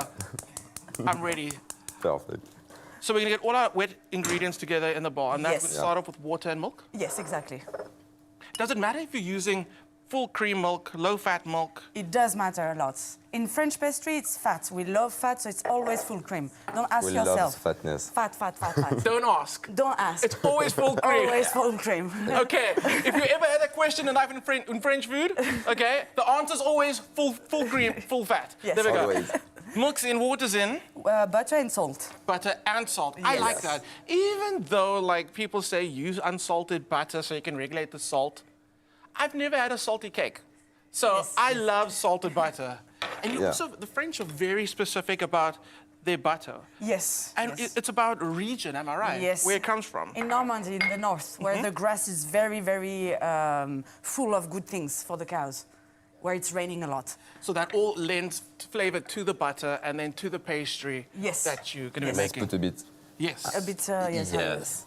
Okay, Maximum let's do a weight. swap. Am I doing a good thing though? Yeah, I want it. Okay. Everything is right. So once this all comes together, we're obviously going to try and melt our butter into the milk, Yes. into the water, It is. into the salt. Yes. That's when the flour goes in. So we need to kind of let this melt for a little bit. Yes, and it needs to boil. It's very important because in the choux buns, you don't have any yeast, no baking powder, anything. But it's still puff. So you need a chemical reaction where this boils and you add the flour in and then the starch in explode and then you will have the reaction in the oven. All right. So it's very important to let it boil. And that's, you're saying it's a reaction, but is it also a little bit of like, it's the air we're trying to trap inside, am I right? It's not the air, it's the molecule of starch that you want it to explode when it goes into the oven. Okay. And this happens only if you mix this boiling with the flour. If it's only warm and you mix the flour, then your choux buns will stay flat. Okay, and we don't want flat cake. We don't want that. we want the poof. Yes. Okay, and just in case you're worried at home, there'll be no explosion. It's not explode. It's going to expand, okay? We don't mind explosions in the kitchen, though. Okay, so that's going to keep on melting. Yes. And while that's busy melting, let's chat about, especially now coming up to Ramadan, Ramadan is when choux pastry just comes out. It clears, all the tiny little fancies and bites, we see them. What's the best way to make choux if you're going to pipe it in advance? You have so many ways, but in France, how we do it, we do everything in advance and then we freeze it. No one knows it, it's a secret. I didn't know. It's a secret. Did you see my face? Just go. Yeah. You can freeze it? Yes. Yeah. Okay, and then you just take it out, let it thaw out on the counter? You let it out in your fridge overnight, and then you're just going to dry it again in your oven for 5 minutes to get the crunch again of the choux buns. You give a big secret now. Yeah, it's a Big big secret. secret. It's It's a like big a big one. secret. That. Oh my goodness. Okay, I love that though, because to be honest with you, when it comes to making the choux and the filling, it easily becomes a whole day. Yeah. So if you can make it in advance and break it up, that sounds Completely. absolutely amazing. It's coming soon. It is almost there. Almost. Okay, while this busy happening, let's talk about the name. It is crème and croissant. Yes. Yeah. How do you It feel is. about South Africans coming there and just butchering your name? Because you get so many pronunciations of the name. No, we do the same in English, okay? So it's Okay, all do fine. that. Yes. It's equal. It's equal. Yeah. But how would you say, with your French accent, how do you say it? He has a better French than me. Come, Fabien. So it's like crème and croissant. Crème. And croissant. Yeah. Croissant. And croissant. And croissant. Yeah. Okay, there we so go. now it's boiling. There we go. We're going to add the flour Sure. outside. Off the heat? Yes. And you're going to start stirring. Perfect. Now you can mix okay. it. Wooden With the spoon? wood, with the wood. Traditional. Hey. Traditional way. So we're trying to, in a sense, we are trying to cook the flour.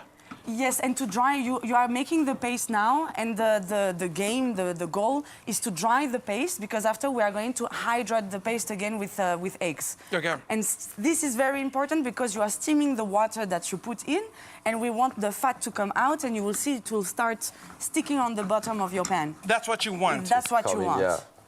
So you need to dry on top on the heat.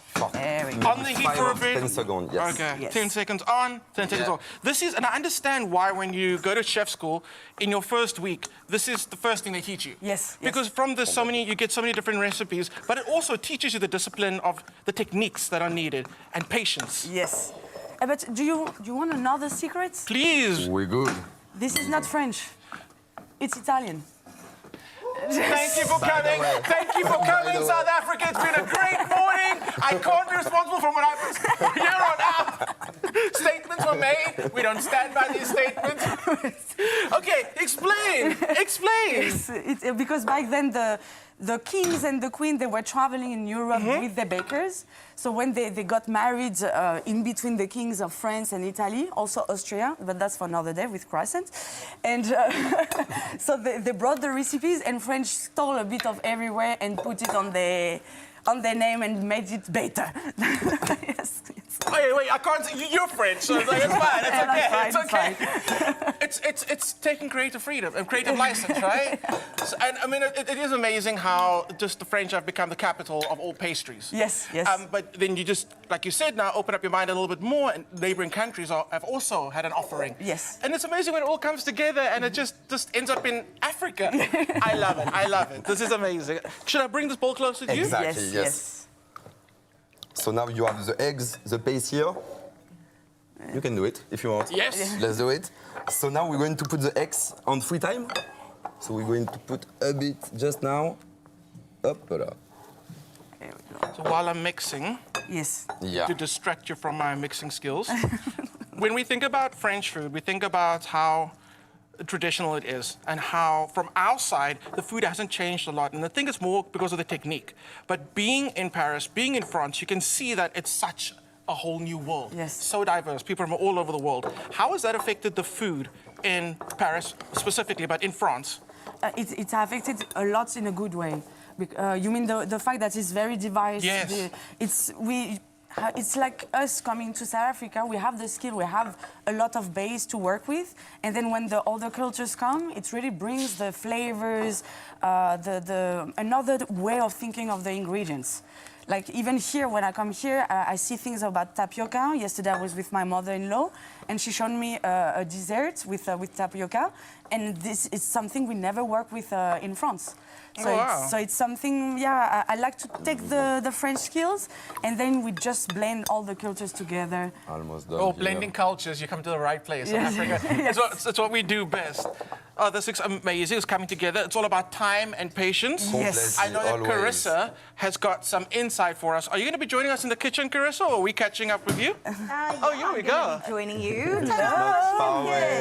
Can I tell you that I'm a little bit of a beginner when it comes to all things to do with baking, but these two, I did do a baking class with them once and I got a certificate, so I'm very proud of myself. Look, can we just clap for Carissa right there? Thank you, everybody.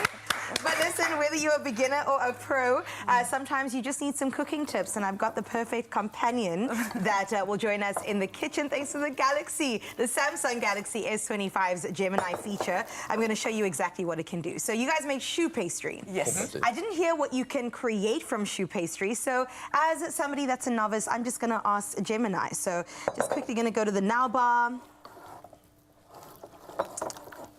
and then go like this. Not Google Maps. We know exactly where we are. Okay. I don't. You don't? So, hey, Google, where am I? Okay, here we go. Oh, this thing, There we we don't go. know where you are. No, we do know where we are. Wait, let's go back. All right, and then we're going to go, hey, Gemini, what can I create from choux pastry? And it will tell us exactly. Okay, you're gonna have to help me with the pronunciation. Pâté à choux. Yes. Pâté à choux. Pâté à choux. We can make profiteroles. Yes. Okay. We can make eclairs. We know eclairs in South Africa. There's a chouquette. Hey, My favorite. you can continue. What else can we make? We can make beignets, Paris brest. Obviously, we'll take that dough, shape it differently. Yes. That is absolutely amazing. How wow. about this one? Samsung Gemini. And we can make this one. Oh, you want to make me say the hard word? Croque and bouche. I can say that. We can I make love that. Bush too. Samsung Gemini, officially the only Gemini I trust.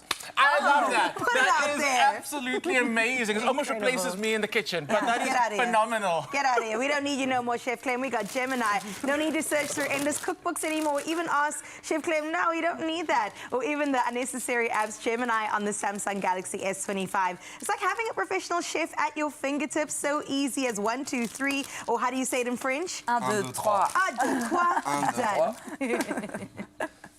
That's the place that's mentioned in this video, and save it as a note. Wow. When we come back, we're gonna start piping this delicious choux. They're gonna go to the oven, and then we're gonna make a praline whip. Yes. Yes. Hey, don't miss it. Stay tuned for more Calorie Hotline Bling! Oh, yeah.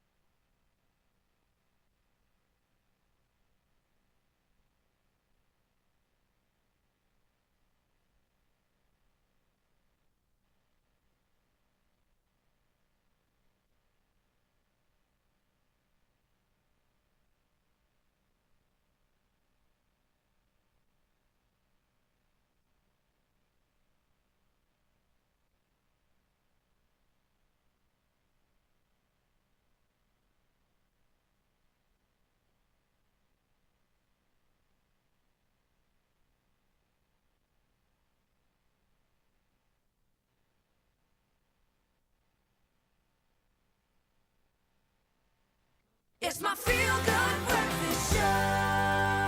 Hey, Mzansi, welcome back. It's your Feel Good Breakfast Show. And let me tell you right now, you're about to feel good indeed because we've got South African jazz legend Leslie Klainsmith in the building, and he's taken to the stage to serenade us with his timeless vocals. So it's a chance for you to get ready for some soulful journeying as he performs on the Wings of Love and Valerie. And a reminder, grab some hands and let's get your jazz on. Let's go. Hello, my name is Leslie Klainsmith, and right now I'm going to sing a song for you entitled Valerie. It was composed by a very dear friend of mine, Ronnie Apollos. I dedicate the song to all the Valeries in the world. Hope you enjoy.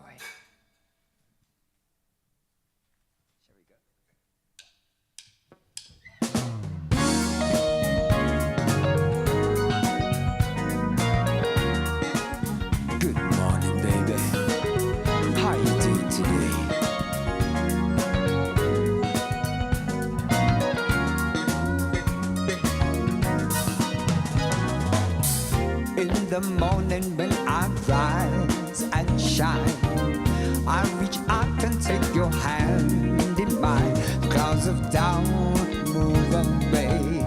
It's gonna be a mighty fine day. Whenever I'm feeling down, you pick my soul up and lift it from the ground. Words of hope you'll say to brighten up my day. Oh, Valerie, bring so much joy to me.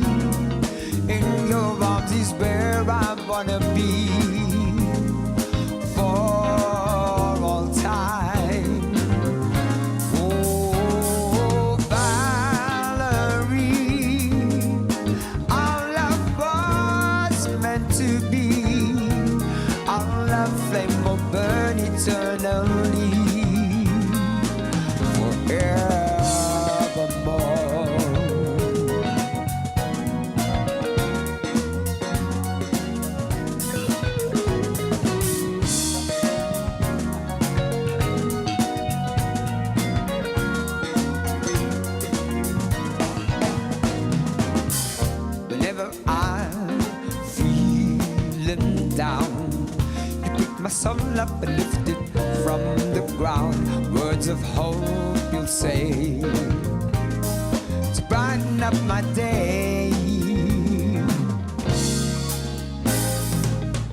I don't need any fortune or fame, as long as our love remains the same. You're my pleasure, my pride.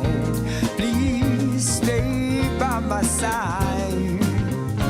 Oh, Valerie, bring so much joy to me. In your arms is where I wanna be for all time. Oh, Valerie, our love was meant to be.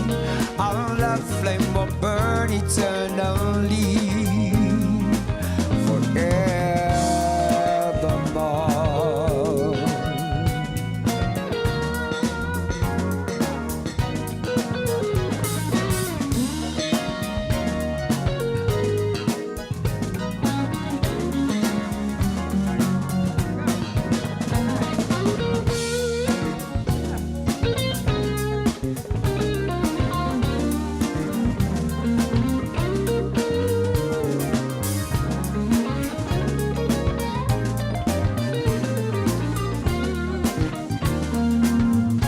Oh, Valerie, bring so much joy to me.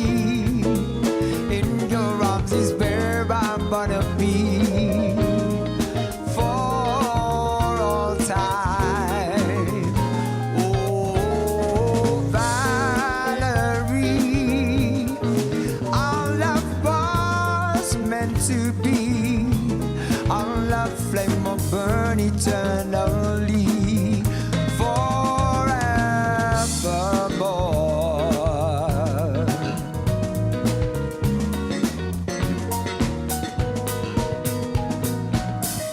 Valerie, Valerie, Valerie, Valerie, Valerie, Valerie, my sweet Valerie.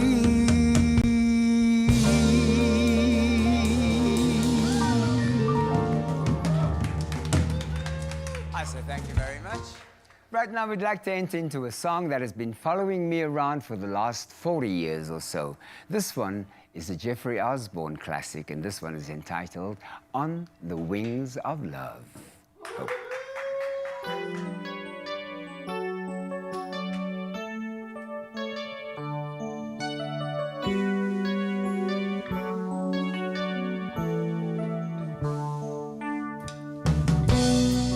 Just smile for me and let the day begin. You are the sunshine that lights my heart within. And I'm sure that you're an angel in disguise. Come take my hand and together we will ride on the wings of love, up and above the clouds. The only way to fly is on the wings of love. On the wings of love, only the two of us together flying high. The flying high above the wings of love. You look at me and I begin to melt, just like the snow when a ray of sun is dealt. And I'm crazy about you, baby, can't you see? I'd be so delighted if you would come with me. On the wings of love, up and above the clouds, the only way to fly is on the wings of love. On wings of love, only the two of us together flying high. We're flying high upon the wings of love. Yes, you belong to me, and I'm yours exclusively. Right now we live and breathe each other. Inseparable it seems, we're going like a stream running, dream traveling on the wings of love.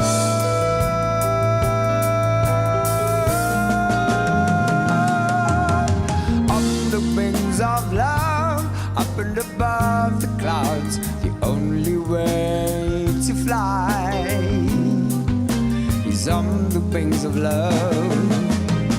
On the wings of love, only the two of us together flying high. Together flying high. On the wings of love, up and above the clouds, the only way to fly is on the wings of love. On the wings of love, only the two of us together flying high. We're flying high upon the wings of love.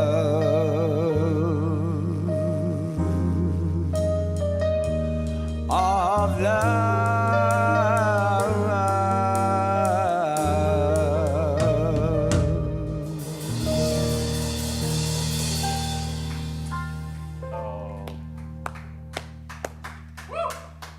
Yeah. I told you it was absolutely legendary. That's Leslie Clayton coming through with the jazz that we absolutely required. Leslie, please, my mans, take a bow. You absolutely earned that one. Oh, and officially, I'm going to call the rest of the show Strapped Onto the Wings of Love, and we're going to keep sailing through, keep flying on as we dive back into the kitchen, and we're making praline. Yes, Franche is here, and it is tasting delicious. I can't wait for it, so let's dive into it, and you don't need to go anywhere. Just come back hungry and wanting more.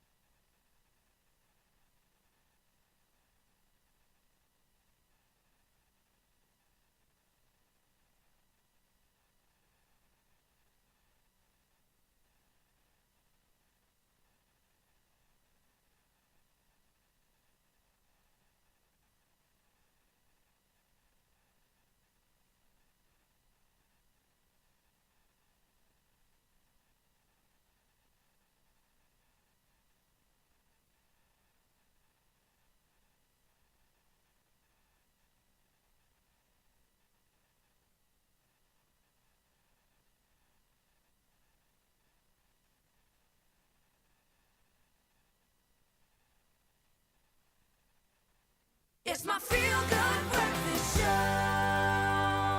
And we're making sure part 2 in the kitchen with the team from Creme and Croissant. Fabienne and Selena, we're back in the kitchen. The first segment, we ended up making what's in the piping bag right now, which is our choux pastry. Pâte à choux. Yes. And we're going to now do the demo of you piping. Exactly. Yes. Because here's the thing, are we looking for them to be identical? Do we need to do little tracing little circles on our... Completely. You are going to? Yes, is that. There we go. Okay, so please do this demonstration of how we actually go ahead and get our perfectly sized... we're going to do the rings. Exactly. So you take a ball with your size, and you just take a pen, and you trace them. And after, you try to return the paper. Yeah, otherwise you have the... Yeah. Yeah. Perfect. And after, you took your piping bag, and we're going to start to pipe. Up. Perfect. The silence. Here. Yes, the focus. yes, The focus is intense. But he's the best. Up, one way like that. A second one. And the last one. Et c'est bon. The Paris-Brest is done. Wow. So that goes straight into the oven now. You just miss that. And after... Some decoration, of course. Exactly. It adds some crunch into... Some almond flakes. You just put that on top. For some extra texture. Exactly. Yes. With... there are some myths and tricks to getting your choux to puff up. Some people put a bowl of water at the bottom, some people throw ice in. Is there anything that you do differently? It's there. It's when you mix the flour and the boiling liquids. That's it. The magic happens there? Yes. Exactly. And to not open your oven.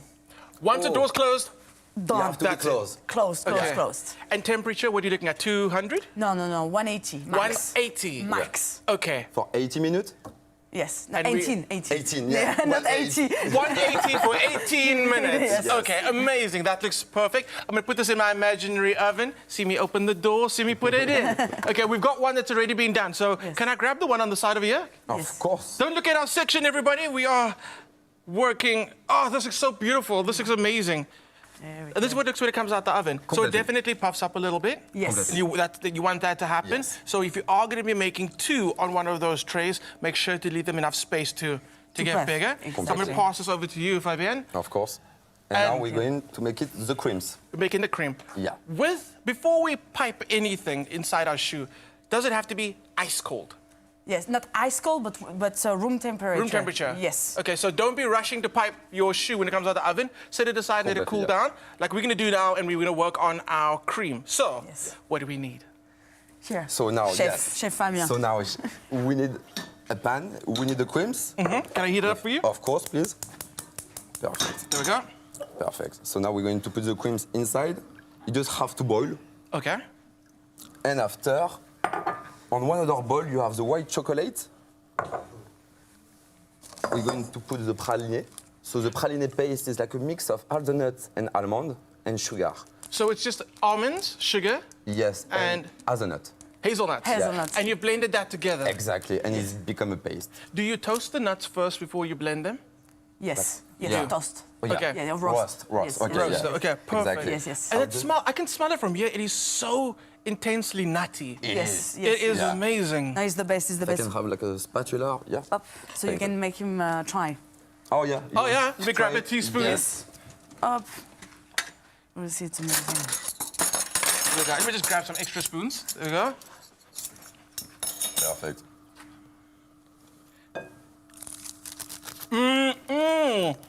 It's strong, huh? It's very strong. Very nutty. Yeah, It's delicious. Oh. Cool. It's very good. It's delicious. And that as a filling. Yes. Contrast in flavors with the delicate butteriness of the choux. Yes. It's going to be so delicious. Yeah. And it's very important to roast because it's what makes it even more flavorful. So if you put it raw, then the taste will have a bit of bitterness. you know, when the raw nuts. So it's a step important. There's that bitterness from the raw nuts Yes. has changed to that almost caramelized bitterness you get from roasting the nuts. Yes. And it's so pleasant, it's so amazing. Yes. With the cream that's in there, Yes. it's just gonna cut through that cream as well. Exactly. And it's weird to say, like, that's quite rich, but I would say that actually the richness cuts through the richness of the cream and it all comes together. It's rich, but it's delicious, it's decadent. Lots of fat. So now we're going to put the gelatin powder into the cold water. Very important, the cold water. Yeah. And we're going to let them for 2 minutes. And that's just to hydrate to let it bloom. Completely. So we're trying to stabilize this mixture using the gelatine. Yes. Okay. It is. It's amazing. Because the cream, when you whisk it, it can, you know, separate from the water. So to stabilize a whipped cream, usually you put either white chocolate, either gelatin, and you have something stabilized. Okay. Even for your layer cakes, that's an amazing cream to replace the buttercream. So that means this could be another element that you could make ahead of time. Yes, yes. Because it's stable, so it'll just keep that shape and In the consistency. freezer. In the freezer. In the freezer. Everything in the freezer. Whoa! Yes. That's a secret, but... But yeah, we can. tell It's you. for you. It's Yeah. just for you. If you don't have a chest freezer at home, going into pastries, now the time's to get it. I love it, absolutely. Okay, so Now it's boiling. we got bubbles. Exactly. So now we're going to put that on your chocolate and your praline. Hop-là. Oh, And now we will start to smelling good. We close that? Hop-là. And now we just mix. so all you're trying to do now is just melt that white chocolate, Completely. combine everything together. That's all we're trying to do. It Oh, is. it is so It decadent. starts to smelling good. Huh? And we add the gelatin at this time. Oop. There we go. Nice. And now we're just mixing properly. It's better if you have a blender at home, because when you add gelatin, to really make sure it goes everywhere and it blends it, you need the electric. Yeah, blender, that yeah. power will just help bring it together even Yes, more. yes. Now, I love that we've been getting French cooking and language lessons in the kitchen this morning, but I want to invite Ryle in. Because I want to test Gemini. I want to test Gemini out here. Listen, I want to find out more about what's happening. Have you started making the praline already? No, praline is later. Later only? Yeah. Oh, I was getting excited for that. So what are you guys busy with right now?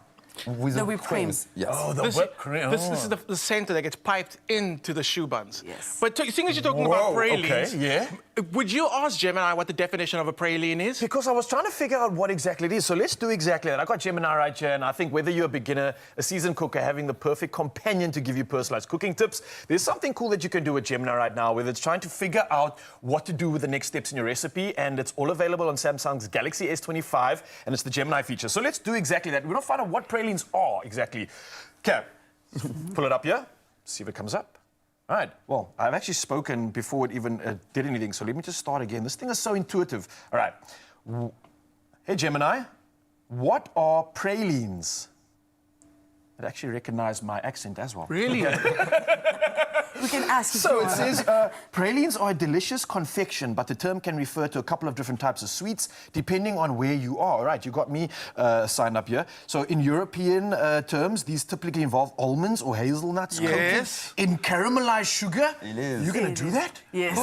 Okay, and then in America, they are generally made with pecans, sugar, and cream or buttermilk. But essentially, pralines are sweet treats involving nuts and sugar with variations in ingredients and texture based on regional traditions.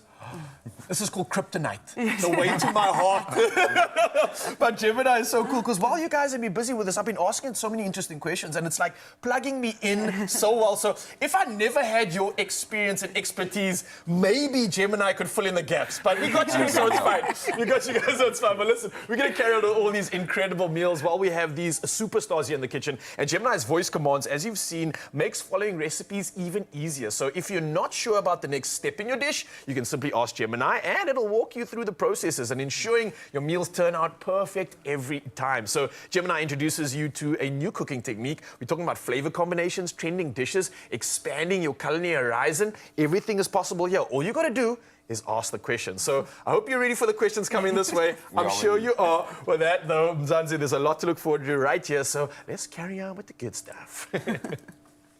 List the places mentioned in this video and save it as a note. Wow.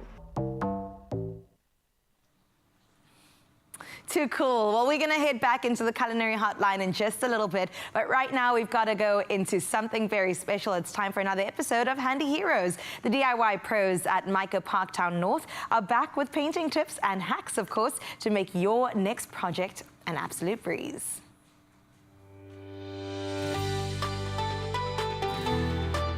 Powered by Plascon, today's handy heroes come from Mica, Parktown North, Johannesburg. My partner and I opened this store in 2021, and since then we've grown to over 30 employees, and we're trying to establish a little community. With the period of time that the store has been opened, since the customers, they experience the service we give them, they keep on coming back to the store, and strive our best to give them ongoing service and always having stock of our products. I've been coming to Mica now for a while, since they've opened, and just enjoyed their knowledge of their products, and they go over and beyond the call of duty when I need things. Your #1 shop that is here at Parktown North Mica, of which we've got all variety of Plascon. And Plascon has never disappointed, so it's very fast, efficient. They do almost everything, so we working good with them. Plascon is known by everyone. It's been there for years. Even my old man will tell you about Plascon. I will go with Mica Tex, their outdoor paint, because it's just easy. They have so many colors. If someone comes in and they don't really know what they want, it's easy to take them down the Mica Tex aisle and say, these are our colors. This will definitely last the distance. DIY tip, even if you are in the industry or you think you know what you're doing, it's always worth it to read the instructions. Today's Handy Heroes is powered by Plascon Wall and All. Unmatched dirt, stain, water and fade resistance to keep your walls beautiful for years. Plascon. Together, we've got this. What a colorful story. We love that. Now, we've made our shoe and we've made our, how do we say this again? Praline cream. Praline cream. And when we come back, we're making delicious almond praline. So don't go anywhere. Stay tuned to the Calorie Hotline. Bling! Tin, tin, tin.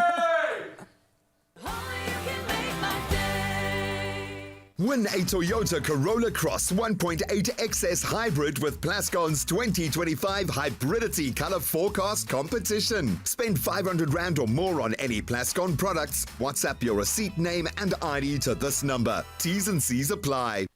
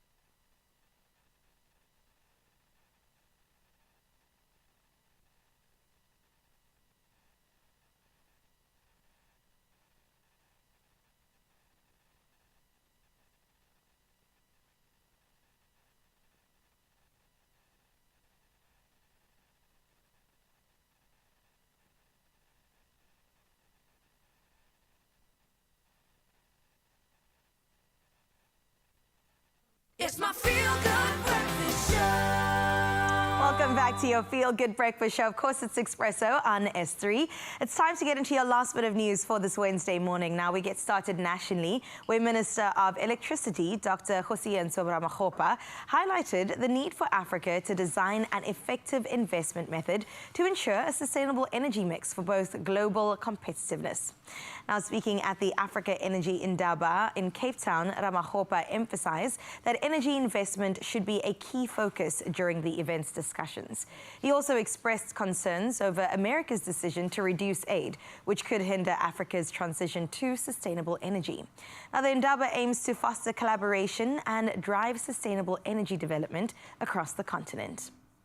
Looking at other national news, the Road Freight Association has welcomed a marginal drop in fuel prices after months of increases. The Department of Mineral and Petroleum Resources confirms that both grades of petrol will decrease by 7 cents per litre from today. Now, diesel prices will drop by 17.5 to 23.5 cents per litre, while paraffin users will pay 8 cents less. LP gas will decrease by 2 cents per kilogram. Now, CEO Gavin Kelly says any fuel price cut helps ease costs in the transport sector as well as households. In your international news making headlines, the United Nations has launched an emergency appeal to raise $11 million to assist Uganda's response to an Ebola outbreak that has so far claimed 2 lives. The outbreak, declared in January after a nurse's death in Kampala, has now resulted in 10 confirmed cases linked to the Sudan strain, which lacks an approved vaccine. Now, Uganda's health budget has been strained by U.S. cuts to foreign aid. The funds will support Ebola containment efforts in 7 high-risk districts from March to May, aiming to control the outbreak and mitigate its socio-economic impact. Meanwhile, Ukrainian President Volodymyr Zelensky yesterday described last Friday's meeting with Donald Trump as, quote, regrettable, stating it, quote, did not go as planned. He reiterated Ukraine's readiness to negotiate a peace deal and sign a minerals agreement under Trump's leadership. This comes after the U.S. halted military aid to Ukraine. In Moscow, Vladimir Putin welcomed the U.S.'s pause in military aid, calling it the, quote, best contribution to peace. Meanwhile, European Commission President Ursula von der Leyen announced nearly 800 billion euros to strengthen Europe's defence sector. And to close up your news on this Wednesday, Cape Town's Two Oceans Aquarium Turtle Conservation Centre is gathering up for its busiest season, turtle hatching stranding time. Now, every year from March to June, thousands of tiny loggerhead and leatherback hatchlings ride the warm Agulhas current down the coast. But some become weak and wash up on the Western Cape beaches, cold and exhausted. That's when the incredible Turtle Rescue Network steps in, rescuing them and bringing them to the centre for rehabilitation. Now, the centre relies on the public's sharp eyes to spot stranded turtles. Without them, there'd be no rescues. Now, if you do find one, do call the Traffic Turtle Rescue Hotline at the aquarium. And remember, never put a stranded turtle back in the ocean. Very good news to end off today's news. Now we get into some sports with Ryle.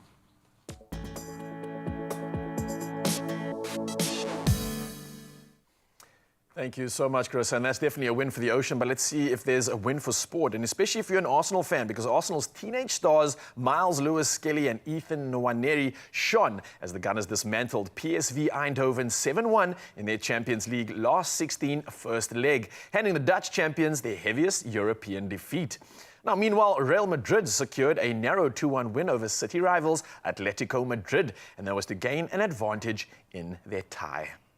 Well, from football, we move to cricket, and Virat Kohli's commanding 84 runs guided India to a 4-wicket win over Australia in the ICC Champions Trophy semi-finals in Dubai. Now, chasing 265 runs, Kohli and Shreya Iyer's 45-run innings steadied the innings before KL Rahul's 42 not out and Hardik Pandya's 28 runs, which sealed the victory with 11 balls to spare. Now, India will face either the Proteas or New Zealand in Sunday's final.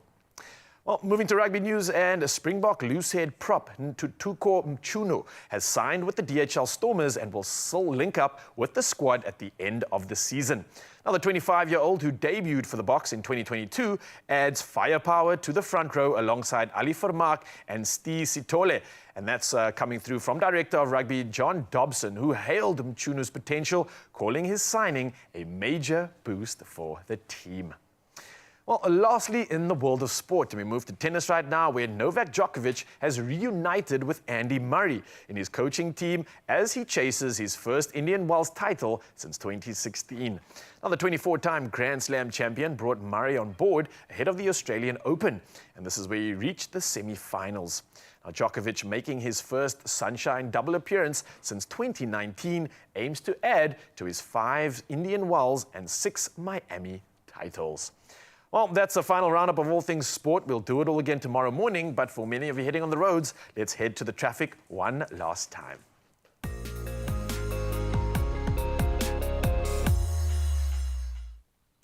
Thank you so much, Raul. Let's see what the roads are doing. Well, in Gauteng and Pretoria, there is a stationary vehicle affecting the right lane along the N1 southbound after Garsfontein Road. Traffic is slow moving, so do allow for added travel time to your morning routine. And then we move on to Somerset West out in Cape Town, where delays are expected if you're using the N2 outbound at the Victoria. And this is as a result of heavy congestion. But do remember, Expresso fam, wherever you headed this morning, do stay safe and, of course, remain vigilant while you head on out there and drive. So we leave your roads. Let's have a final look at your weather.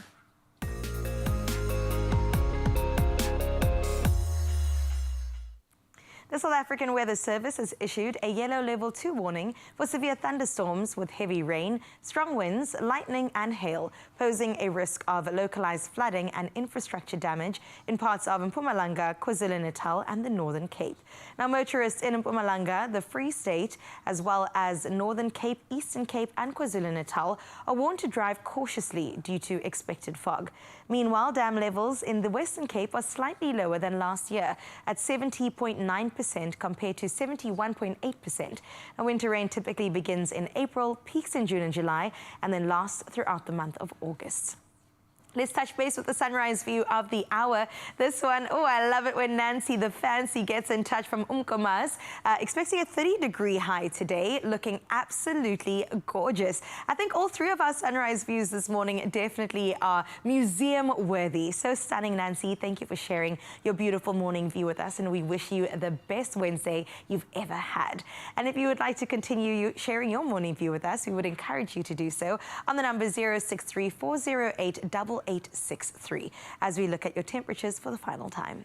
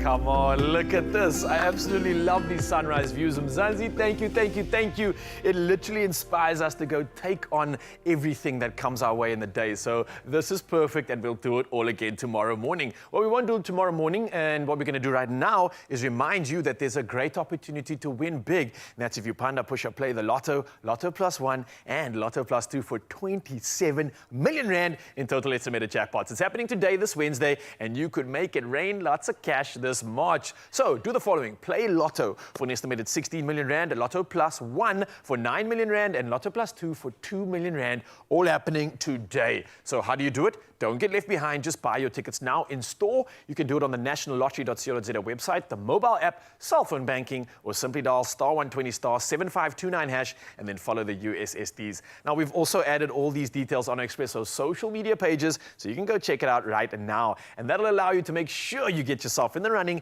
to win big. And that's by playing Lotto, Lotto Plus 1 and Lotto Plus 2 for 27 million rand in total estimated jackpots today. So go play now, man. And we're going to play in the kitchen right now. Clem, what's happening? What are you shaking up in the pan there, bro?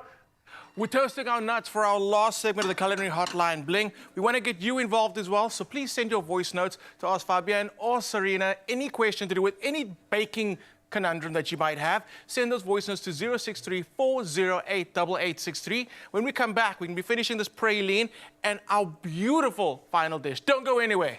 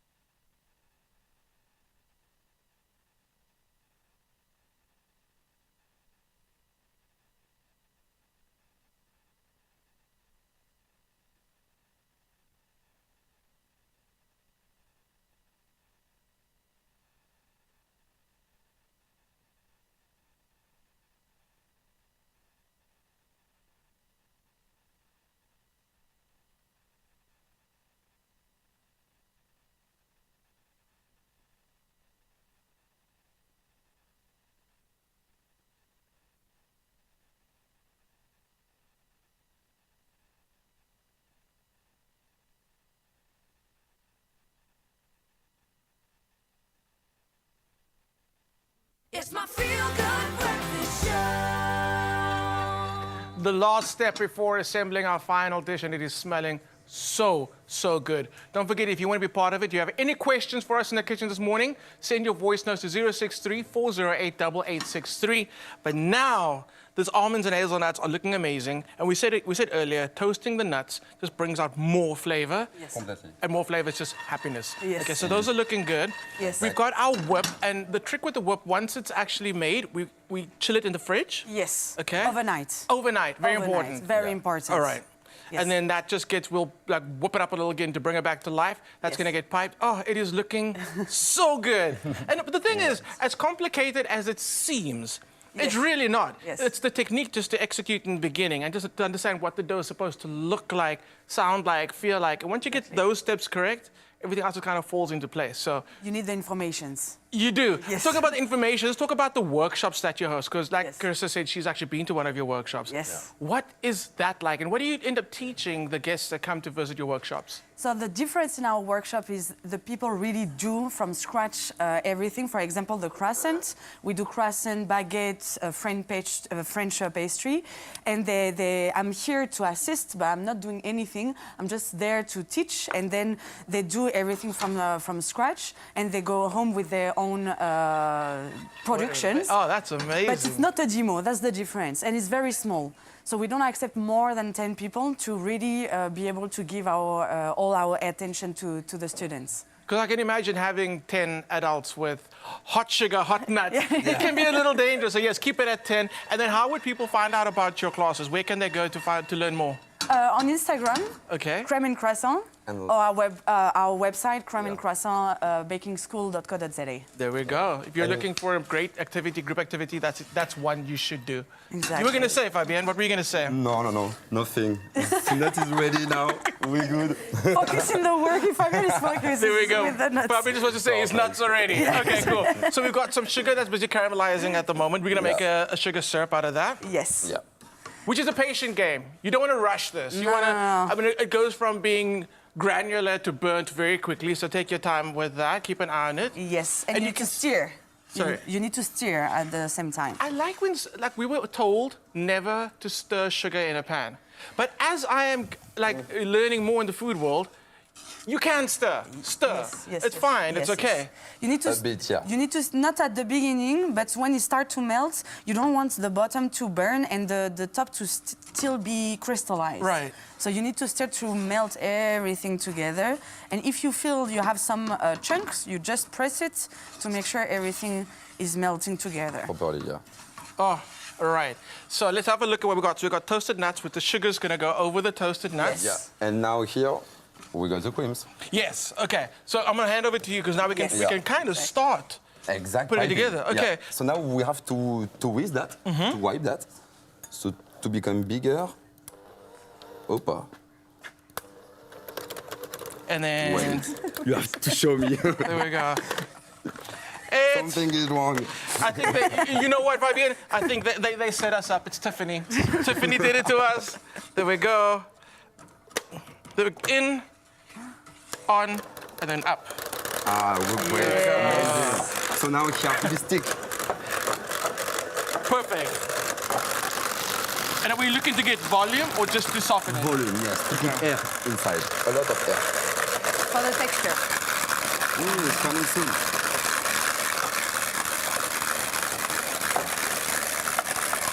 Sorry for the noise, but this is important.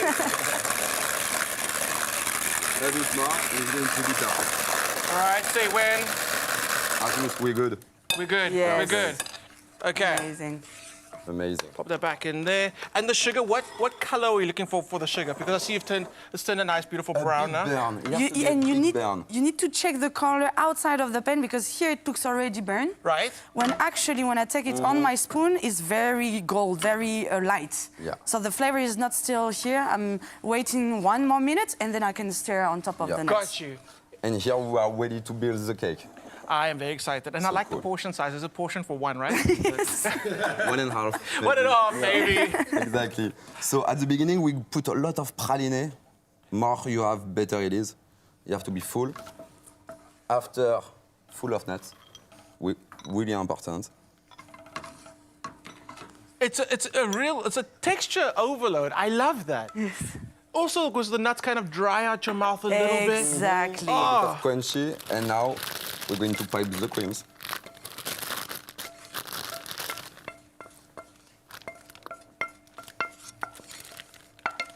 There we go. Oh, we missed that. That's amazing. Okay, so the sugar syrup went over the nuts now. Yes. And then after I'm just going to blitz it, so the oil can come out, and then I have my paste. And if it's too dry, you like add that. some oil to help. Like a neutral oil? Yes. Okay, Yeah. all right. And after it's become Like this. And we have to taste. Yes. That's everything together.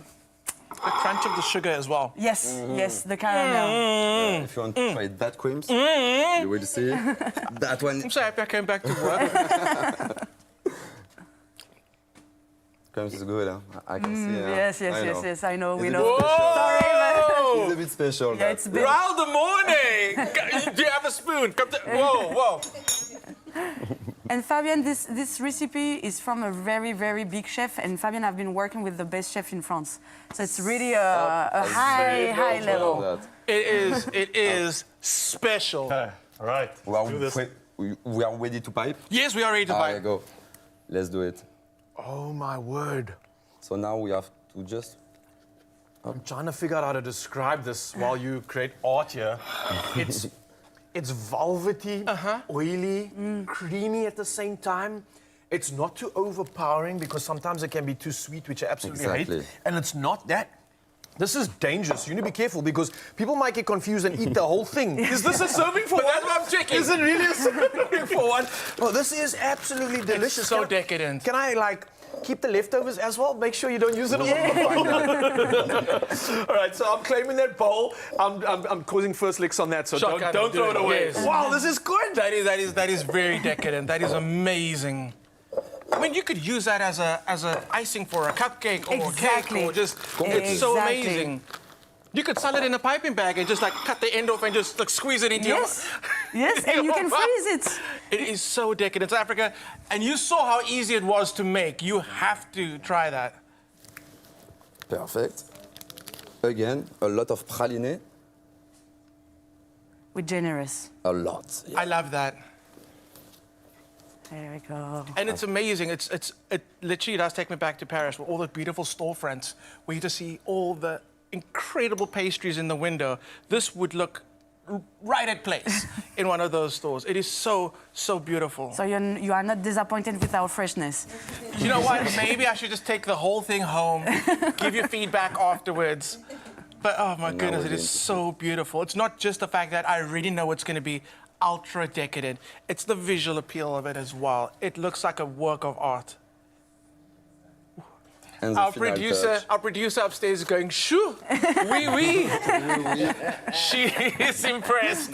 This is so, so decadent. Also, what I love about Parisian food culture, what is offered today is for today and not for tomorrow. We'll enjoy it today. Yes. Baguette as well. Baguette only until a certain time in the day. That's it. You're never buying a day-old baguette. It's about the moments that you enjoy now. Yes. And that's, I think maybe that's why I love Paris so much, because you just overindulge every day because it's the present that you're in. This is a celebration of the presents. Yes. And because it's not going to taste anything like this tomorrow. No, exactly. Enjoy it today. And that's, let that be a lesson for life. Just enjoy it today. I don't want to cut into it. I really don't want to. You have to. In the background, Carissa's like, no, don't cut it, don't cut it, don't cut it. Okay, we're going to take a small, we'll do a small cut. Carissa, do you also want to come in for a slice? I do. They told me no, so I told you no. If I can't have it, no one can. You can't have it. It looks delicious. Oh my gosh, Serena, you guys absolutely killed this. Thank you. I'm going to have to do this again because, like I said before, whether you're a pro or whether you're a beginner, this is really going to help you inside. The cooking is done, but now I got to ask Gemini one question from the Samsung S25 again. Hey Gemini, what does ooh la la mean in French? It is a good question. I don't know. I will tell you right now. All right. The French phrase ooh la la is a versatile exclamation. It can convey a range of emotions. It can mean, oh, they're there, or it could mean surprise or admiration or excitement or even concern or disappointment. But there's none of that today. We're definitely excited. We're definitely absolutely blown away by this. Connotations in English often associated with something sexy, something suggestive. Ooh la la! It can be used in that context also. The usage in French is also much broader. Absolutely amazing. Let's do this. Hey Gemini, when I eat a dessert, do I have to share it?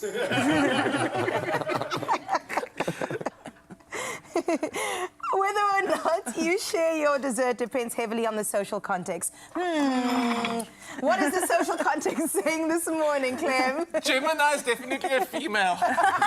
She's reasonable. If Gemini was a man, Gemini would be like, please, no. You don't have to share. Talking about. Well, if it's family and close friends, then 100% we are sharing, and that's what we are today, celebrating. And how we do it in South Africa and as well as in France is that we eat and we meet and we enjoy ourselves. And Gemini introduces you to a new cooking technique. Thank you, Clem, for this. Flavor combinations as well as trending dishes, expanding your culinary horizon. So whether you're trying your hand at international cuisines like this today or exploring modern food trends, Gemini is definitely that perfect creative kitchen partner. With all that being said, let's tuck in, shall we? I made do with a beautiful gold plate. Wow. Now, how come there are only 3 pieces, but there are 4 of us? Because one, two, three, 1, 2, 3, 4. I love it. All right, let's tuck in. Wow, guys, this looks absolutely delicious. It is. What I love about this is the balance of flavor. Yes. It's not overly sweet. It's got that subtle bitterness, the subtle dryness of the paste, and then the creaminess of the whip. Yeah. It is incredibly decadent, but it is a playground of texture in your mouth. That's what I'm experiencing right now. And the portion size is like, you don't need a massive piece, which I absolutely love as well, because it is just so rich and decadent. Wow. Oh, my goodness, take me back to Paris. It is happening in this dish. Also, the nuts inside really add something to it. Yes. Here's a funny thing, a question. So, truth bomb. I ate so many pastries, literally for breakfast, lunch, dinner. I ate the most amazing food. But I lost weight in Paris. What's the secret? Oh. You walk. Just walk. Yeah. Just walk. You Walk walk. a You lot. walk. Everywhere. Yeah, Run, you walk. yeah. So if you need to motivate a fitness trip to Paris, Do it today. do it today for a better, healthier, newer you. 2020 Thrive, baby. We're going to Paris. Yes! Thank you so much, Fabian and Serena. This is absolutely Thank you. such a treat. I couldn't imagine a better welcome back into the kitchen. A little bit of Paris. It was absolutely amazing. We can't wait to bring you back again. Don't forget to check out the workshops for an amazing team-building experience. Don't take my word for it. Take Carissa's word for it. 10 out of 10 would recommend. Experiment with Gemini. Absolutely. Just be asking the questions all day. And don't forget to catch us again next week for more culinary Hotline Bling. Ting, ting, ting! List the places mentioned in this video and save it as a note. Wow.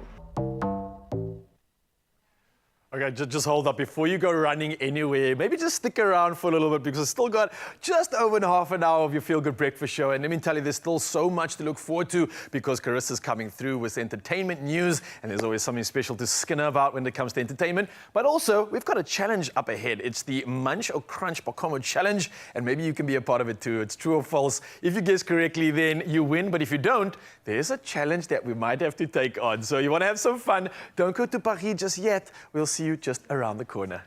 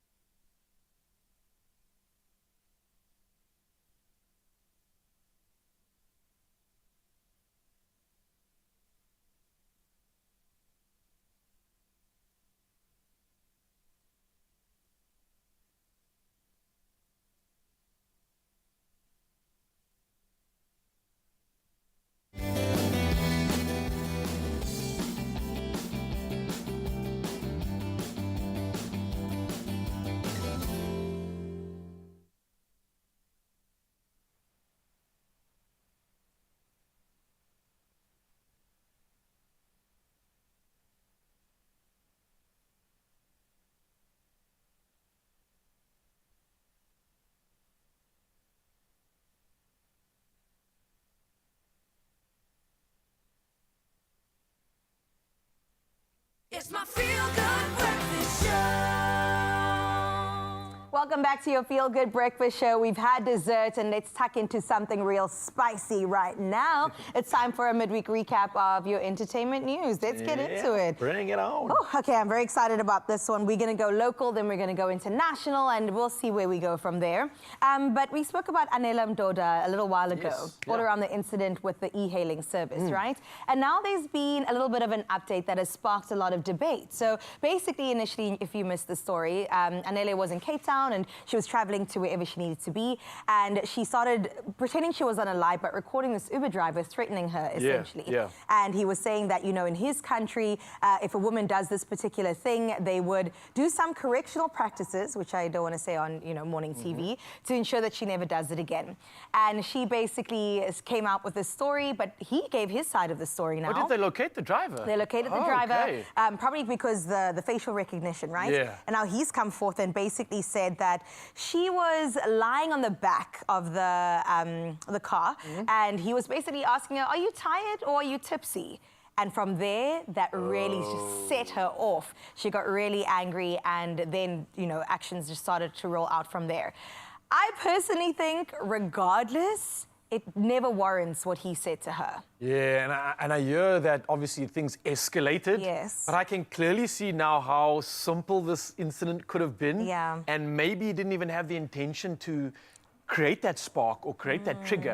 And he might have just said it out of like care. Maybe. But clearly it just barked up the wrong side. Absolutely. So, I mean, there's always two sides to the story, and it's great that we get to hear that side of it as well. But I'm not going to use it as a defense for anything. So this is the thing. I love, too, that we get to hear the fuller story, but now people are using this to almost, I don't know, say that her story is not valid anymore, invalidate her experience. Diminishing the actual experience of what she went through. Absolutely. And that's something that's happening quite often. I mean, as soon as you hear just something that isn't echoing the sentiment of the victim, then suddenly everybody has doubts, they question, they're like, victim blame. And then it takes the entire experience away from you. So this is very, very tricky. No one was actually there. So you really can't make a full opinion on this. And you have to respect everyone's feelings towards the matter. Unfortunately, that's what you have to do. Interesting, and in though. South Africa, too, I personally would always believe women, and people are using this now as an excuse to not believe this woman in particular. But we will see how it all kind of, you know, unfolds as we move forward. Well, speaking about women, let's touch base with Rachel Khaleesi. Oh, yeah. She's really becoming one of my favorites lately. I've seen her doing a lot in the scenes. Yeah, she's working. Her healing journey has, I think, just inspired many other women as well who are going through something quite similar. She's been relatively vulnerable and open about it, just not hiding the fact that, you know, she is heartbroken, but she's also taking steps to empower herself. So right now, as it stands, she has actually stepped down as CEO of the Khaleesi Foundation. They've got an interim CEO just to make sure the stability, you know, kind of lasts. But she's really taken on a health journey, her fitness journey, her wellness journey, and she has recently made a cover also, you know, just talking about her story, which has been so beautiful to see. It has, and you know that these things can turn out to become so messy, right? Yeah. But it's so beautiful to see the amicability, the maturity in how this has been handled. And there's no one that's at the end of this with hate or remorse, and the public also loves both sides as well. But it really is great to see this happening, because I think so many women in our country and in the world can resonate with what she's going through right now, and to see her come out of this with more than a silver lining. Yes, she's paying attention to the fact that she is hurting, she's going through real emotions, but yet she's able to use that as a silver lining to succeed. Fuel, right? Yeah, it's beautiful. And on the other side, I mean, Sia's also just winning at life. Recently, we also said in the news that this had happened.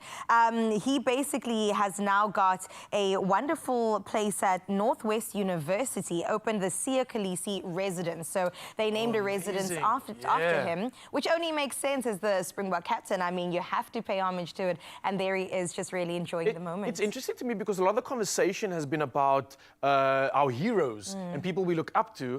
And somehow there was this thought that that was going to end.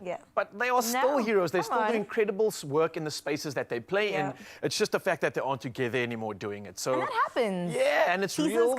It's life. Go. It's something that I think we can all take a page out of. And I think at the end of the day, they are both pursuing happiness. That is really important. And that's something done perfectly. It's a beautiful note to end that one on. Let's take a look at your international entertainment news. Justin Bieber. Oh my goodness, we've been keeping our eye on him. I've seen videos.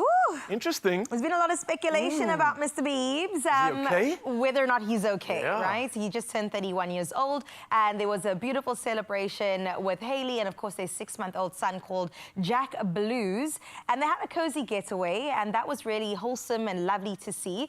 But the thing is, people have been speculating his drug use, which is a little bit scary to consider. But one of his reps said, you know what, that's actually really shameful and pitiful. I can't believe people would have made these allegations. Yeah. The man's tired. And isn't he also like dealing with some issues? He is. He also had to stop touring because of these issues as well. He had a lot of health concerns. I'm saying if it's not the health concerns, this man shouldn't be tired, because when was the last time we heard a Justin Bieber single? When was the last time we heard an album or seen him on tour? Maybe you know, right? Like, I always believe that when you have a new life that you brought into the world, and especially the gents I chat to, things change. And literally within you, there's a change as well. He's now maybe accountable to new things. He's had a paradigm shift. So maybe this means he's putting that energy into his music. And this new Justin that we're seeing could be the result of him going into a very new, interesting place that he's always making himself vulnerable in.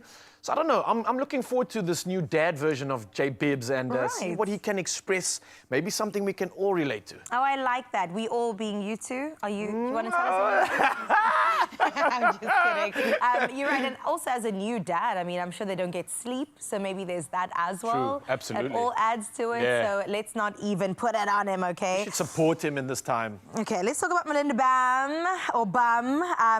That's what she was known as previously. She's Melinda Berg now. Former Miss South Africa. So she recently announced the premature birth of her daughter, which is really exciting. Congratulations to her.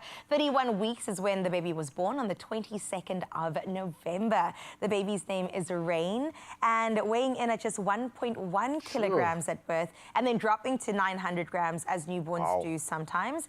But listen, this baby is a testament to resilience and faith. Just keep believing that the baby can keep going. And she also went online and just shared her gratitude, you know. It is a beautiful moment that she could cross that line, still give birth to her baby, and they both are doing well today. Oh, I can imagine the stress that women go through just in general when you are growing a human inside of you, and then that, like, overwhelming concept of just like crossing that line. I'm so grateful that this was a success. And it's always a scary thing. So celebrating that new life, yes, along with you and your man. What a growing, beautiful family. And that is how we wrap up on the best note on your entertainment news segment right here on Expresso. And just after this, how does a crunch munch challenge sound to you? Oh, it sounds crunchy indeed. Lots of textures. Well, we'll see what that's about straight after this.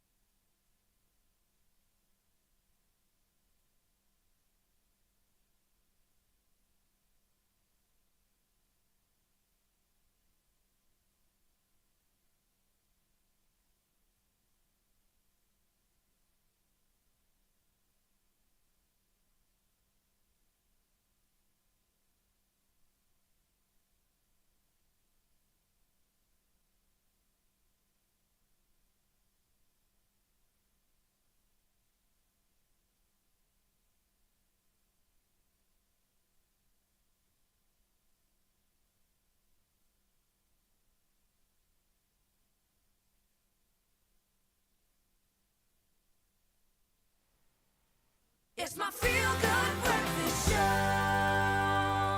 Welcome back. Let's be honest, some things in life are just facts, okay? Like the fact that you are watching the best TV show in the land, and others not so much, okay? We have to leave space for both. The duality does exist. And now it is time for the Crunch or Munch game. Now the game where our presenters put their breakfast knowledge to the test.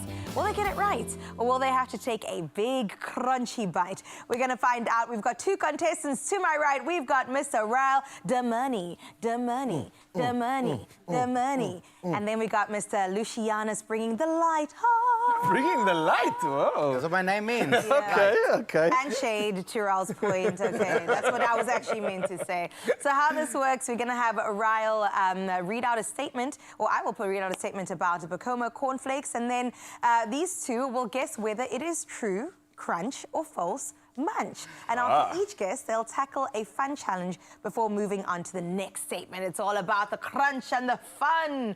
I think either way, you better crunch. You better crunch it Either up. way, we're going to crunch. I'm here for the crunch because this is just reminding me of all the nostalgia I had as a kid. Okay. I grew up on this stuff, so let's get a crunch. I'm hungry. You're hungry, really, Lucian. Let me serve you up thy light. You just said you're yapping too much. Let's eat. I'm making this one full of crunch, loaded up. The ratio is crazy there, Ryle. I mean, I want the crunch. We're going all the way to the top and some. There we go. All right. And the leftovers there around it. Now we can play. You ready? All right. Well, let's get into it. Let's get some ASMR crunch just for the fun of it. 1, 2, 3. Figure out. Well, give me a second. Oh, I like this. While you're crunching away, have a listen to this. True or false, all right? Eating crunchy foods can help wake you up in the morning. Ooh, I don't know. Crunch is true, munch is false. I'm going to go with munch. Munch? Munch. Munch. How awake do you guys feel right now? What do you mean? I'm awake now. I suppose if it's crunching in your mouth, you're definitely going to sleep through that. You know what I'm saying? Well, here is the answer. Let's have a look. Ooh, it is true. The texture and sound helps stimulate your brain. Oh. Does your brain not feel switched on right now? It is on. Okay, that makes sense, clearly. Okay, I'm glad the lights are on. So does this mean challenge time? Let's move on to the next one. I'm still going to win you, though. Okay, true. Okay, here's the challenge. It's a crunch dance challenge. Take a bite and create a crunch-inspired dance move based on the sound. Both of you have to do it together. Together. I feel like Lucian was made for this. Okay. Oh, wow. What am I doing? Let's hear the sound one more time. Let's hear the crunch. Give me a second. Yeah. What's the dance move?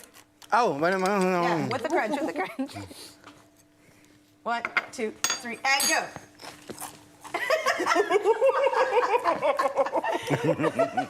I'm gonna go with yeah. That's your signature.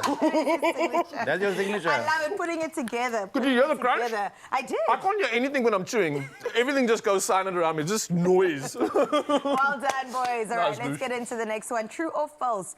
Bacomo cornflakes come in a variety of pack sizes, including a 1 kilogram option for families.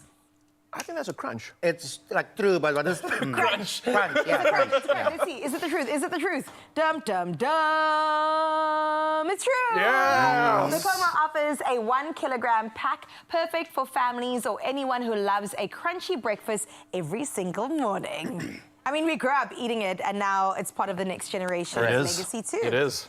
It's time for a challenge. Look, after that first one, I'm here for it. Bring it on. All right, now we've got a spoon flip challenge. Whoa. So get your utensils in hand. Balance a spoon on your nose while holding I got a big nose. bowl of cornflakes. What? And then you got to hold it for 5 seconds. What? Get your nose, get the spoon. How do you do this even? Okay. Okay. Hey, that's cheating, Lucian. Okay. So you got to balance it on your nose. Put some in your mouth, you're yapping too much. Okay, fine. Fair enough. 1, 2, 3, 4, 5. Ralph, you're tilting your head too much, sir. I got it, though. 1, 2, 3, 4. That's not right. That's not right. Not like this. How did you even do that? I told you I got a big nose. Lucian always knows. He does always know. I love it. All right, true or false? Remember, crunch is the truth, munch is false. The new and improved Bacomo cornflakes recipe is toastier and crunchier than before. Crunch. Yeah, whatever this is, it is definitely toasty. It's definitely crunchy. I'm going to go with crunch as well. Crunch, is it true? Is it false? Gotta be. It is true. The new and improved recipe delivers an extra toasty crunch for an even better breakfast experience. Okay, put a spoonful in your mouth to taste the toast and the crunch, and then we shall go for a challenge. Let's see what this challenge is. Here it is. ASMR. Take a spoonful and use your microphone to create the most satisfying crunch we've ever heard. Okay, let's go. Close to your mic, close to your mic.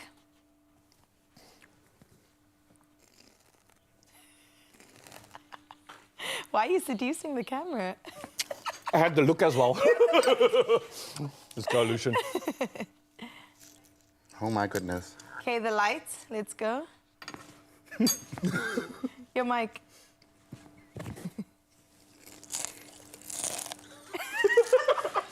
It's the facial expressions for me. Pew, pew, pew. You're both winning. You absolutely are champions. Okay, true or false? Bacomo cornflakes contain only 2 vitamins. I'm pretty sure there's more than that. I think that's a munch. I feel like Look at this guy's reading the box here. Hey! Is there more?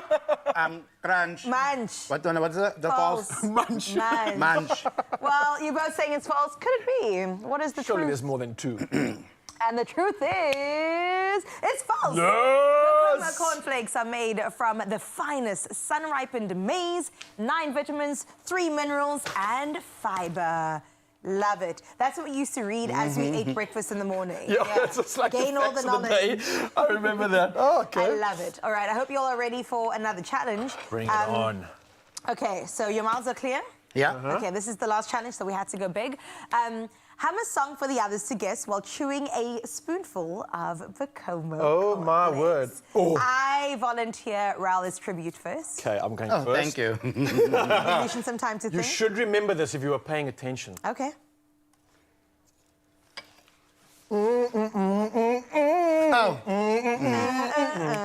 Leslie Glasgow performed it earlier in the Wings of Love. Pew, pew, pew. Lucian, you are up next. I'm next. Shout out to Lindsay Clay-Smith, of He's course. taking his time because he's thinking. No, I got something because I'll tell you why. Okay. Question is, can you hum and chew first? Mm.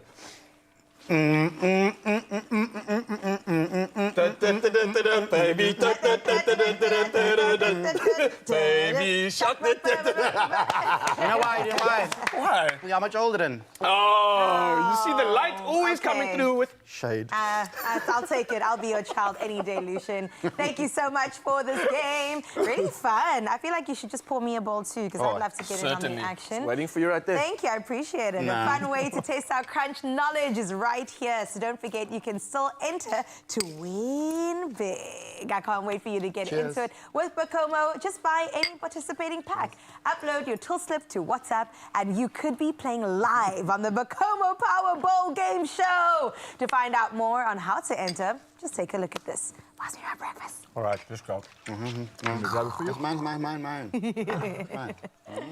Start your day with Bacomo and start winning. Enter the Bacomo Powerball competition and stand a chance to win your share of 3 million rand in cash and prizes. Buy any participating Bacomo cereal, upload your till slip to Bacomo's WhatsApp line at 074 666 0900, and you could be selected to play live on the Bacomo Powerball game show, where even bigger prizes await. Competition closes 4 May 2025. Entry details and T's and C's at bacomo.co.za.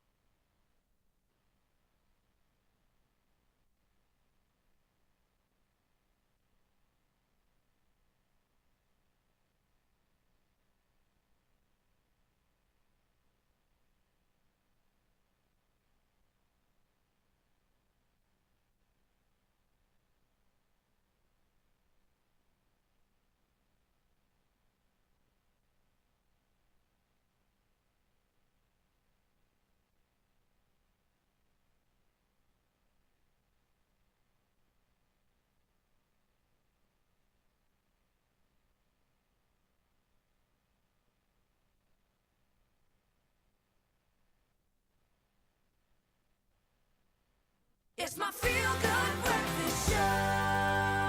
Oh, yes, Mzansi, welcome back. Your Feel Good Breakfast Show. Wednesdays definitely felt like a Friday, and I can't be more grateful for it. So let's carry on and hopefully put some money in your pocket because it's time to Panda Push or Play Lotto. Lotto plus 1 and Lotto plus 2 for 27 million rand in total estimated jackpots this Wednesday, which means that you could be making it rain lots of cash this March. So you can play Lotto for an estimated 16 million rand, Lotto plus 1 for 9 million, and Lotto plus 2 for 2 million rand today. A lot of millions. Oh, I love that. I was actually just checking my pockets to see if there were millions. There are none. Check your pockets now and you'll see the same thing. So don't get left behind. Buy your tickets now in store on nationallottery.co.za, the mobile app, cell phone banking, or you can just simply dial *120 *7529 hash, and that is for all USSD. Yeah, and we made it even easier by putting these details on our Expresso social media pages. So you can go check it out right now. And that'll make sure that you get yourself in the running to win by playing Lotto, Lotto plus 1 and Lotto plus 2 for 27 million rand in total estimated jackpots today, but only if you play. Oh, speaking about play, can we hit play on a performance, please? Leslie Klainsmith is still standing by with 2 songs just for you, Expresso fam. Here it is with an unforgettable one. The first time I heard this song, I fell in love with the lyrics and the beautiful melody. It's a Gladys Knight classic, and today I'm going to sing it for you, entitled Overnight Success.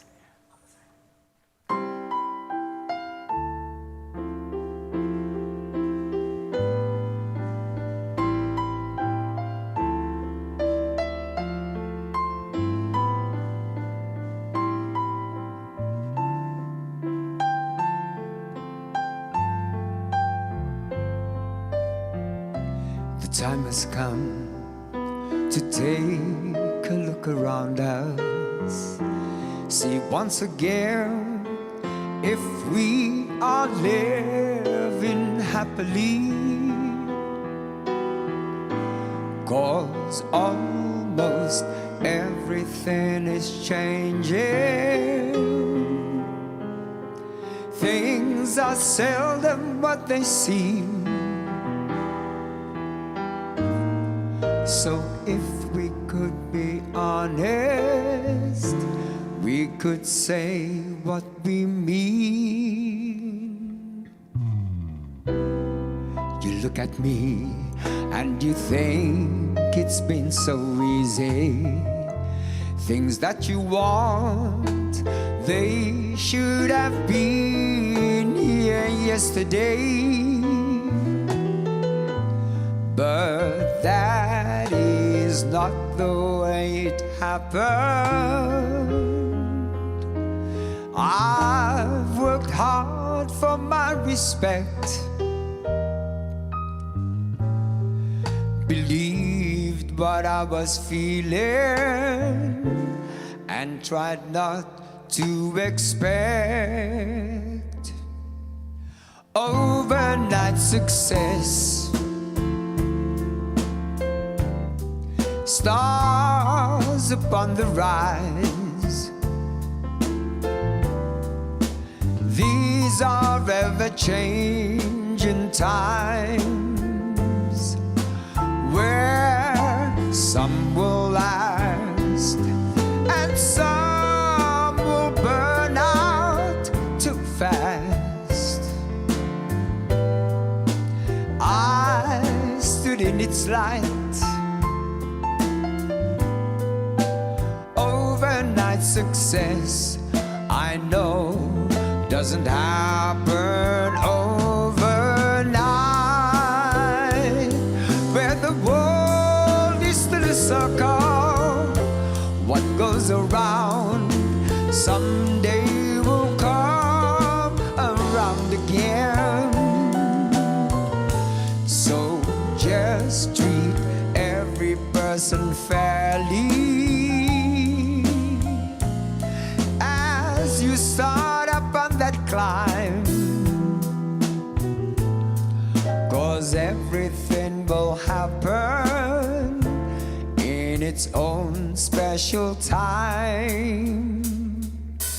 Overnight success,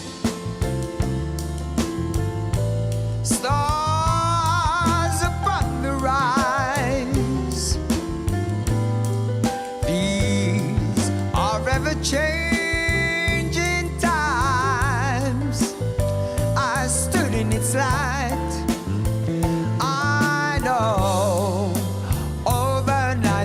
success, I know, doesn't happen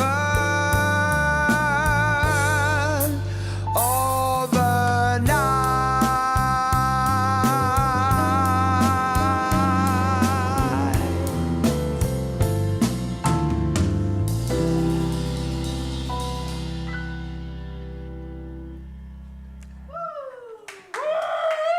And now we're going to go straight into How to Win Your Love, a song that is rapidly becoming a Cape Town anthem.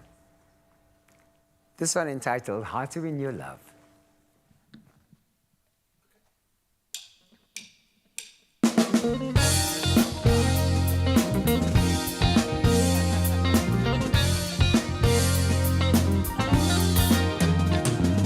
Yesterday, when I saw you walk my way, you smiled at me.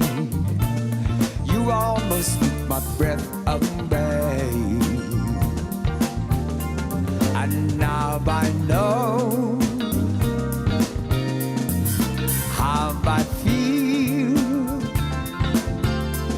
And now I know that there's emptiness can heal.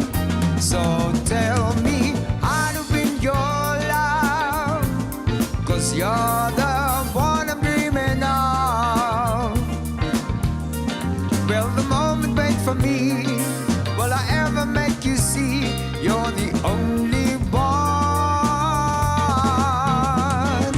Now you're here, the sound of silence in your ear. Have no fear, 'cause I will dry your every tear. And now I know how I feel. And now I know that there's emptiness can heal. So tell me how to win your love, 'cause you're the one I'm dreaming of. Will the moment wait for me? Will I ever make you see you're the only one? Tell me how to win your love. You're the one I'm dreaming of. Will the moment wait for me? Will I ever make you see you're the only one? Now if you want me, and if you need me, and if the moment ever comes and you are lost and all alone, you will find me there, find me there, find me there. So tell me how to win your love, 'cause you're the one I'm dreaming of. Will the moment wait for me? Will I ever make you see you're the only one? Tell me how to win your love. You're the one I'm dreaming of. Will the moment wait for me? Will I ever make you see you're the only one? Tell me how to win your love.